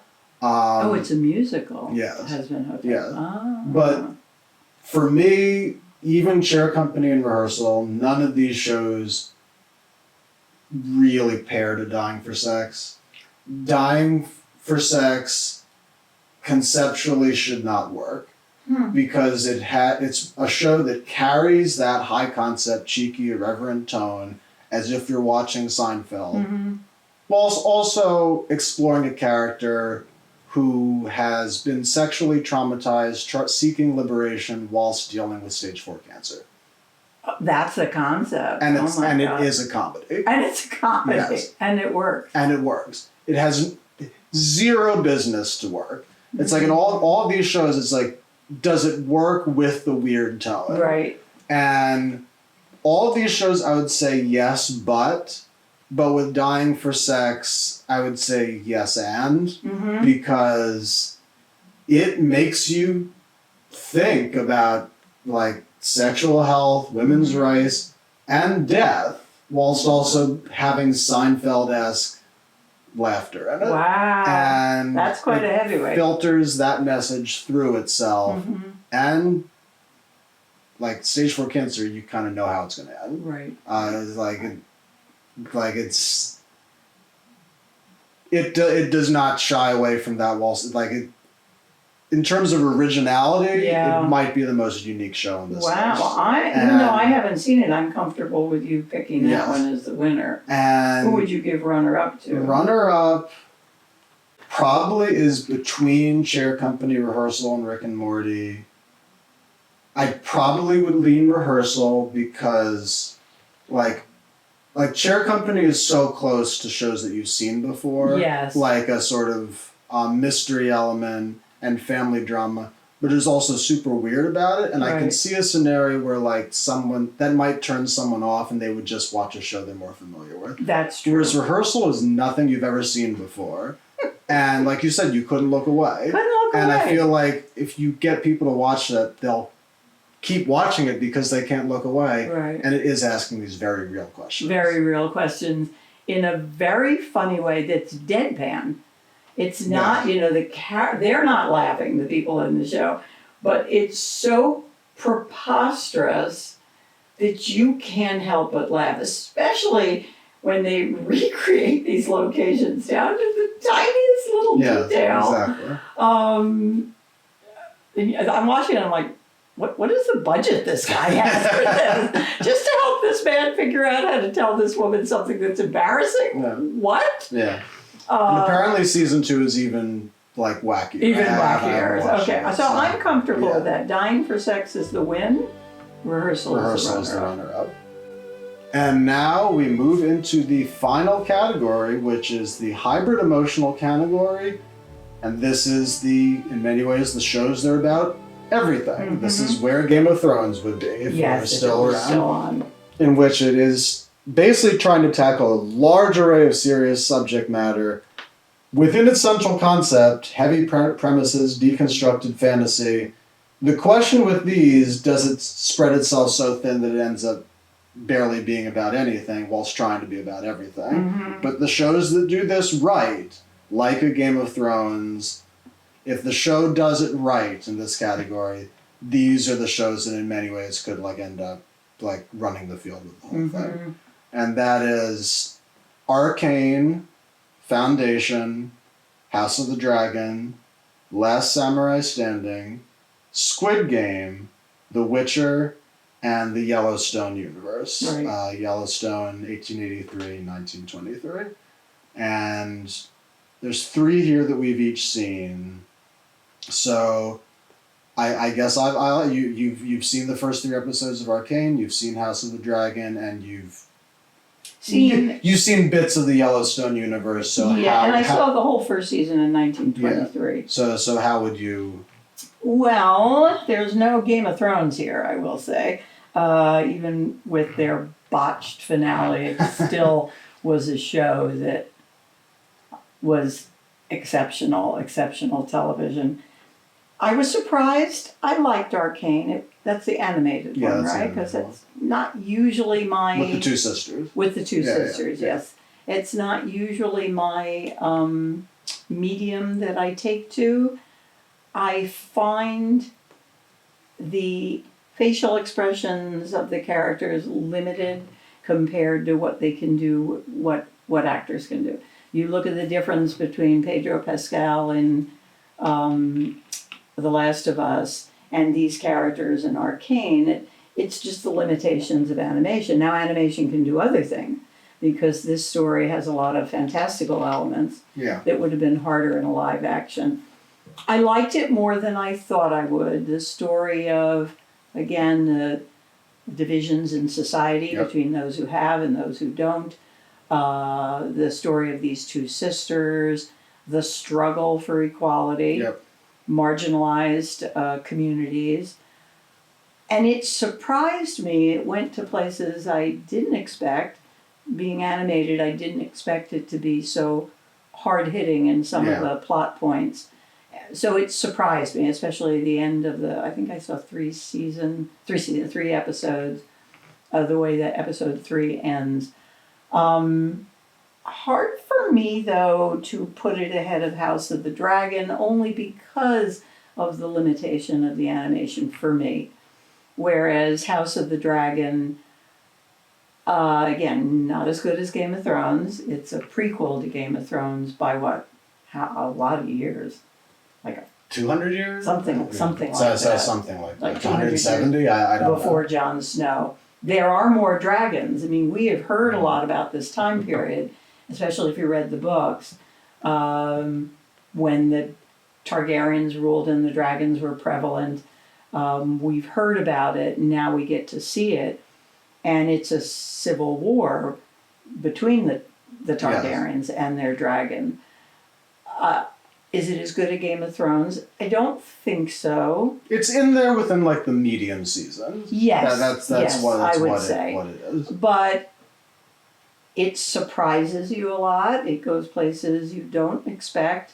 It's and you do care about the you do the care. You care about the characters, even though they're all sort of difficult characters to care about. They're Targaryen, but you do care about them and the visuals of the dragons and the relationship between the riders and the dragons. It explores what we got a little of in Game of Thrones, but we get much more here.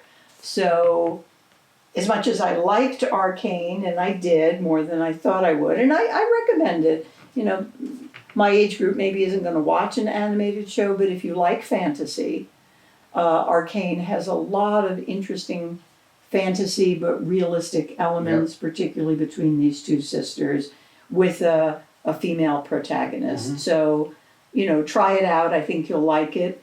Would I rate it up there with House of the Dragon? No, I would not. And the others I haven't seen. Yellowstone, which I know is a huge hit. The Yellowstone universe is a huge hit. I tried watching Yellowstone years ago when it first appeared, and some of the plot holes just annoyed me. I watched the first season in 1923, which I was really enjoying, because it's Helen Mirren, who I adore. You want to see a better series, go watch Prime Suspect. You can find it. You got that plug in there? I get that plug in. Yeah. One of my all-time favorite series. Talk about the challenges of being a woman in a male world. She's the only, inspector at her level in the British police department, tracking down a serial killer, and she is brilliant. That's from the 90s. So it has Helen Mirren and Harrison Ford. I was always going to watch it because I'm going to watch whatever those two do. So many plot holes that it's just, I don't know. It's like I watched the first 3 episodes of Yellowstone on the train. Right. The thing that bothered my dad didn't bother me. Didn't bother you, okay. But I was beginning to see, it's like, because like, it's in this category because it's tackling so much. Right. But it also, it's like treating the Northwest as if it were a fantasy. Mm-hmm. And ergo has plot holes. Mm-hmm. And I take stock in the fact that real Montanans have been interviewed and say that they don't like the show. Interesting. Because they say it is not realistic to their culture. The histories that they've struggled with. Mm-hmm. And I think at a time when that question of like middle America versus corporate America is so extreme, yes, you need that to be accurate. Interesting. I did not know that. That's why the fantasy shows like an Arcane or House of the Dragon can poke at those things with some leeway, and I feel like get away with it more. Yeah, and like you said about, again, I only watched a little of Yellowstone. I've never seen 1883. I saw the first season in 1923. Eugene and your grandpa, my dad, watched 1923 together. He loved it. Oh, yeah. He really wants to see the second season. The way the first season ended, again, it was like, come on. So my problems were more with the plot. I'll probably watch the second season. It does have socially relevant issues about greed and corporations and land and family and your obligations to family and the family's obligations to you. House of the Dragon has the same thing. Yeah, right. It's like, so I'm watching, like, it's family, it's geopolitical, it's units, it's like treated as a business, but it's also dealing with social issues as you're going through it. It's like, but you get dragons. I mean, like, but that isn't like the real crux is the family. Right. Which is, it feels like the separator between the 3 shows below it, Last Samurai Standing, Squid Game, and Witcher. Those are more adventure series dealing with different motifs that represent social issues. Squid Game, the motifs is all these characters who are in debt get invited to this island in which there's going to be a cash prize if you win a bunch of children's games, but the catch is that if you lose the children's games, you get shot. Oh, Lord. And it's Sort of like a Hunger Games type kind of thing. and Yeah. like Last Samurai Standing too. It's these Japanese samurai are asked to basically go on. It's like Hidalgo, Last Samurai Standing. Like they have to go on this race across Japan, and they're fully free to kill each other as they try to do that. And the one who like is the last one standing is going to win like 100,000 yen or something. Wow. The reason I put House of the Dragon above them, same with Witcher. Witcher uses elves and others to showcase cultural conflict that occur. Like the elves are discriminated against in Witcher. But Arcane and House of the Dragon are both fantasy. I feel like there's more of a central piece with the family element. And between Last Samurai Standing and Squid Game, I'll ask you, if that's the same with that David question from the Political Internal. If something is touching on real history but is historically inaccurate, how much do you dock it? I mean, it depends on how inaccurate. They're always going to be somewhat inaccurate because you have to condense it or combine characters or it's very, very hard unless you're a documentary to be able to portray something exactly the way it was. But it just depends on what the inaccuracy is and how far inaccurate it is. A character is assassinated by a different character who is meant to represent like corruption and authority figures, when in reality the two characters were actually on the same side. And one character was assassinated in real life, but the other character actually like tried to save him and investigated his murder. And in this show, it's portrayed that he ordered him killed. That's a really bad thing. Especially You're when sort of slandering someone, and especially when the issue of like authority corruption is so great. Right. It's like changing that. Like I was ready to put Last Samurai Standing above Squid Game because I felt like it had more to say about. It isn't just the conceit of Hunger Games pitted against each other. It's showing like the erosion of one culture over time, and you have more of the scenery as they're fighting each other. But then that scene happened, then all of a sudden I was like, I don't know. And then not wild card. We'll give out wild cards later. But the biggest question mark here for me is Foundation, which David loved. Well, David loved the book, so that's the question. Right, which he did. My brother David gave us the books for Hanukkah, so we could read them. And it's based on the Asimov novels, and nails that style of societal storytelling done across decades and centuries, because there are clones. There are artificial copies of different characters. Other characters end up in hyperspace for like 130 years or something. So you end up having the same characters, but told across super long periods of time and seeing how society changes. But I know they changed stuff from the books to make it more television friendly. Okay. And make... Like there's more bombastic elements that didn't happen in the books. Well, we'd have to ask him, does that bother him? And yet at the same time, in terms of emotion, I wouldn't say I connected to any of the characters in Foundation like I did with Arcane and House of the Dragon characters. Okay. So it's like, compared to Samurai Standing, Squid Game, Witcher, Yellowstone, Foundation in many ways has more to say than all of them. But I wouldn't say I connected emotionally with any of the characters as much as I did the other ones. I feel like winner runner-up is between Arcane and House of the Dragon. I kind of do feel that, but this is one of those where there can be a third runner-up. I'm not sure whether to give that to Foundation or Squid Game. I mean, for me, I would put House of the Dragon the winner, Arcane the runner-up, but that's just because I haven't seen the other ones, and because I wouldn't rank 1923 up there with them, and I haven't seen Foundation, so... I leave it to you to figure out how to order those three. I personally would put, because both Arcane and House of the Dragon have the same issue. Their first seasons are spectacular, then they have problems in their second season. Right. And we'll deal with that later. Right. But I do think, like, you think about, like, sort of relativism in bars, do not like animation and it got to you. Right. And I think you haven't even seen the last half of the first season. Right. I think, especially in terms of the haves and the have-nots, I think you see more of the have-nots in Arcane than you do in House of the Dragon.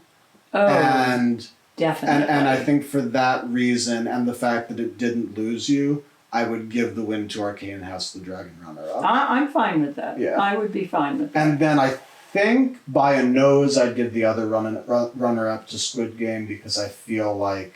Not to Foundation? No, because also Squid Game it does different things with its second and third season, which some people had issue with, but I thought it was brilliant. Okay. We'll deal with, if it makes it there, we'll deal with that later. But because it makes you care for its characters more, and I feel like that's important. Okay. And you're showing the effects of bad society on these characters, even though it's a conceit, even though it's somewhat of a gimmick from the get-go. Right. And, I was ready to give Samurai Standing the third runner-up, but the historical accuracy bothered me. Yeah, and you're almost like slandering that person. And I think you're right. This House of the Dragon, the little people get crushed literally beneath the feet of the dragon. It's a civil war between who's the ruler. Right. It doesn't really care very much about the rest of the people that are being ruled, where Arcane does. Yes. Show what happens. And both of them have the family underclass. element, so you don't lose one. No, I am fine with that. So there you have it. The winner for the hard but emotional category is Arcane, with the two runners-up, House of the Dragon and Squid Game. And there you have it. We now have our 20 winners, and we currently have 24 runners-up entering into the losers bracket, which is round 1B. At maximum, the rules allocate for up to 32 runners-up, which means that we each now will have 4 wild cards to give out. Okay. We're going to go in reverse order. Okay. In terms of categories. And as we go backwards, if there's a show on there that you think it's either so original or... I have so much love for it needs to be there. They don't get a buy into the next round, but they'll be added to the losers bracket and round 1B. Okay, I gotcha. And we each have 4 to give out. Up to 4. So you give out 0 if you want to, but we each have 4 to give out. And we're starting with hybrid emotional. Yeah, so it works backwards. I don't have anything in that category because the 2 that I saw, Arcane and House of the Dragon, got picked. But I would give one of mine out to Foundation because even though there's a questionability about how much you emotionally connect with the characters, and it does start out very slow, you're hard pressed to find another show like it out there. Okay. That covers centuries of time and how society changes. Also asking ethical questions. It's asking ethical questions about AI. There is a sort of soft authoritarian regime in there that is still in power because they keep cloning the original emperor over and over and over again. And it's this isn't overt authoritarianism, but it's it asks the question of what if genetic cloning existed? And it's frightening. It's, in terms of emotions, do I connect with it as some of the other shows on the list? But I feel like it's deserving of a wild card because I feel like people should see it. Okay. Even people who love the Asimov books, and I know they changed some stuff, and I know that bothered some people, but I would still say you should see it. Okay. I have no argument with that. I don't have a wild card for that category. Hybrid Irreverent? I don't really have a wild card for that one either. Do you? Not really. I have great love for Rick and Morty, but I wouldn't say it's the greatest thing since sliced bread. Okay. And I feel like the sort of issues being portrayed in the Chair Company, you can find in other TV shows, Mm-hmm. and the others are so. I need to see more of Has Been, but the others Right. are so niche. I don't know if one could get people outside that niche to watch. I gotcha. Now, I am going to give a wild card to multiple issues. I just have to decide which one, whether I'm going to do Grantchester or Murdoch Mysteries. I think I'm giving a wild card to Grantchester. Okay. Is there a reason why? It's a really, in many ways, an inspiring show. Okay. We need some inspiration Okay. these days. The characters struggle. There's issues of religion and friendship and family and being an outsider and, what it's like to be different in this small town. But somehow in the end, they always find a way to come together, particularly the two lead protagonists, the police detective and the minister. And for that reason, it ends up being somewhat hopeful about Gotcha. life and humanity. So, not that Murdoch Mysteries doesn't have great stuff in it, but I think Grantchester is a little more uplifting. Gotcha. All right. And family. This is really, really tough, especially given I know I only have 3 more of these. Right. Because both Asura and Long Story Short have stuff to say. Yeah. Long Story Short is more unique. Asura is slow, but the realistic portrayal of families and gender in a Japanese family is really, really well done. Hold off on those two. If I have a Okay. wild card left at the end, I might circle back to it. Let me go back. Another thing for me about Grantchester is it's on PBS. Oh yeah, PBS, that's true. where I worked as a Yeah. journalist, dear to my heart, really struggling right now. So I love giving them Yeah. a shout out. I don't have a You don't- wild you- card for you- that you don't category, no. And creative process, that's why I'm saving, because I would give one of my wild cards to Hacks. It is an acquired taste. It starts out very slow. You're not sure off the bat if you even really like the characters. Right, But especially because it evolves with each season yeah. and therefore doesn't feel flat and tackles different branches of the entertainment industry. I think you should give Hacks. I do think that's something that people should see. Yeah, I think you should Yeah. give them a wild card. So you have 2 left, I You have have 3 3. left. I don't have any wild cards to give in Community. No. Because we picked Only Murders and Shrinking. Shrinking, those were and the those 2 I so would pick. dwarf the others. Yes. I feel like I agree. yeah. I don't have a wild card Yeah. for romance either. Neither do I. I would. Part of me would give out a wild card to Bridgerton, but the presence of Summer I Turned Pretty, which is basically kind of like Bridgerton in the Yeah. modern age, if you're gonna see that sort of like high society, but it's also romance, watch the one that is present and watch the one that isn't just an anthology. Gotcha. Even though I would watch more of Bridgerton, if more seasons are going to come out, I would watch more. Well, you could wait till we finish all the categories and and if give you and wanna and, go and, back. and do the round 1C, which is Right. the potentials. I'm debating a wild card for Miss Austen, but I want to wait and see because I think I have more wild cards. Same. Yeah, I'm to give debating a wild card for you, but I want to wait and see. You want to wait and Yeah. see. Now, in Identity and Trauma, we picked Adolescence and Yellow Jackets. And Task. Right? We had. We two. did. Okay, Yeah. so I was going to give a wild card to Task, but we already picked it. Do I want to give a wild card to The Beast in Me?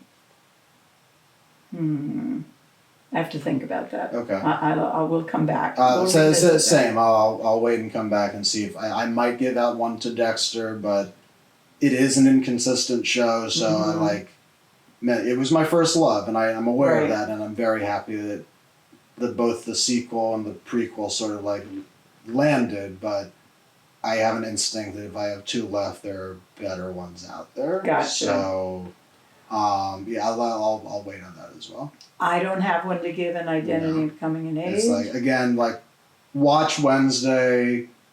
It does get better and does ask some questions about, like, sort of dealing with generational societal trauma at a societal level whilst also being different, but, like, it takes a while to get going. Gotcha. And I'm not on the level that I would give it a wild card. Now, our winner and runner-up in Cultural Conflict, the winner was... Invincible. And the runner-up was Percy Jackson. So I might give a wild card to Avatar: The Last Airbender. But I'm not sure. I'm going to have to come back. I don't really have any wild cards to give out in Cultural Conflict. Neither do I. Watch Solar Opposites. It's an interesting show using alien and miniature people metaphors to say something, but again, I do think there are better shows out there. Gotcha. Political corruption, this is tough. Who was our winner there? Common Side Effects. And Slow Horses was a runner-up. And Slow Horses was the runner-up. Yeah, I don't have a wild card to give there. And I don't have a wild card for internal political corruption either. No, I don't think I do either. I'm debating Dune Prophecy, but I don't know. I'm debating Death by Lightning, but it's like... But not sure. But I know there's a couple coming up. Gotcha. Nothing in Technology and Ethics. No. Alien Earth and Black Mirror feel fall. But societal trauma, I will give out one of mine to Stranger Things. Okay. Because, like, it and Stranger Things are very much companion shows, I think. I think you can watch both of them together and, again, see different arms of society. It heavily deals with racism, and I feel like it's done very, very well. But especially now, having watched season 5 of Stranger Things, because season 4 of Stranger Things really was a return to form, I feel. But there are a couple things that happened in it that I felt had a false note, and especially with the show that's a metaphor for societal trauma and coming of age. It made me question some things. Does season 5 break the mold? No. But it lands, it retroactively makes the previous seasons of the show better. Interesting. And I also feel like in some ways Stranger Things is the last of its kind. It's a blockbuster 10-pole show, and you're watching kids growing up in real time. So you're going to give a wild card to Stranger Things? I would give one of mine. I gotcha. It's like, even though, is it perfect? No, but if you haven't seen it, you should. Especially because there is so much conversation about it. Yes, that's true. And like you said, there aren't that many shows out right now that you could say that sort of what we used to call the water cooler show. Exactly. Okay, I have no wild cards for societal trauma, human nature. I have no real wild cards for corporate and crime. Like, Penguin, I would wait to see how the Batman sequel does, because that's going to link into it. Gotcha. And Landman would definitely be in there with and Industry, I think, would be there in my potential shows. I've only seen one season of Industry. I've only seen 3 episodes of Landman. And in terms of, like, characters with heart dealing with these kind of environments, like, there's definitely something there, but I would need to see more of it. I might give a wild card to 1,000 Blows. How many wild cards have I given out? Only one. So you have... No, I gave out Grantchester and 1,000 Blows. So that would be 2. So it's like I would... Because I want to save my last one, but it's like I would also like to give a wild card to 1,000 Blows. So if you're doing it... So I'm doing that. So I've given out 2. Now, in capitalism in class, the winner was White Lotus and Who was the runner-up? Gilded Age. So then I want to give one to Downton Abbey. Okay. So I've given out 3. You've each given out 3. I think my 4th one would be Rings of Power. Because the winner was Andor, runner-up was Boys and Gen V. Yes. So I'll give my 4th one to Rings of Power. And even though I have not seen the show, that is like tells you why I'm willing to do it and why I was saving it, because I do not think Handmaid's Tale is for everyone, because I think it is too upsetting. But there are people out there that can handle that. Like my sister Nancy, who swears by that and show. Dan can handle it, and as they said, it's like yes, it's pretty baseline hopeless from the beginning, but these characters do what they can. That's what Nancy said on the focus group. Right. And it's like, if that is true, would I have it win because I feel like Andor and Boys, and in some ways even Rings of Power, are more accessible? Like, for those who can stomach it, especially because of like dealing with women's rights and everything. Yes. I would. Oh, so that's your wild. That would be my last one. All right. Let's now go through. And you're giving your last one to Rings of Power? Yes. Yeah. I'm comfortable with those choices. Do you want to stick the Beast in Me with and replace any of those? Because that was your only question mark. No. Yeah, and I. Again, I love Dexter. It is my first love, but I would not say it is as societally relevant as any of the other shows that I just get wild cards. Right, and while The Rings of Power is not a perfect series, I understand a lot of the criticisms of it. It brings me back into a universe, the Tolkien universe, that's so deeply moving for me, and that concept of being fooled by the dictator. It's the I would push back on that choice if not for the A plot of season 2. Right. Because that is so powerful and so important. And so important. Right now. And that even an immortal elf. Right. And a good person. And a good person like Galadriel can be fooled. Not Galadriel. Galadriel. What's the blacksmith elf? What's Celebrimbor. Celebrimbor, yes. Right. Yes, exactly. So, yes, that I'm comfortable giving my wild card to that. All right. There you have it. We have our 20 winners and our 32 runners-up. Stay tuned for round 1B, the losers bracket, in which we see which runners-up make it into the next round. Thank you.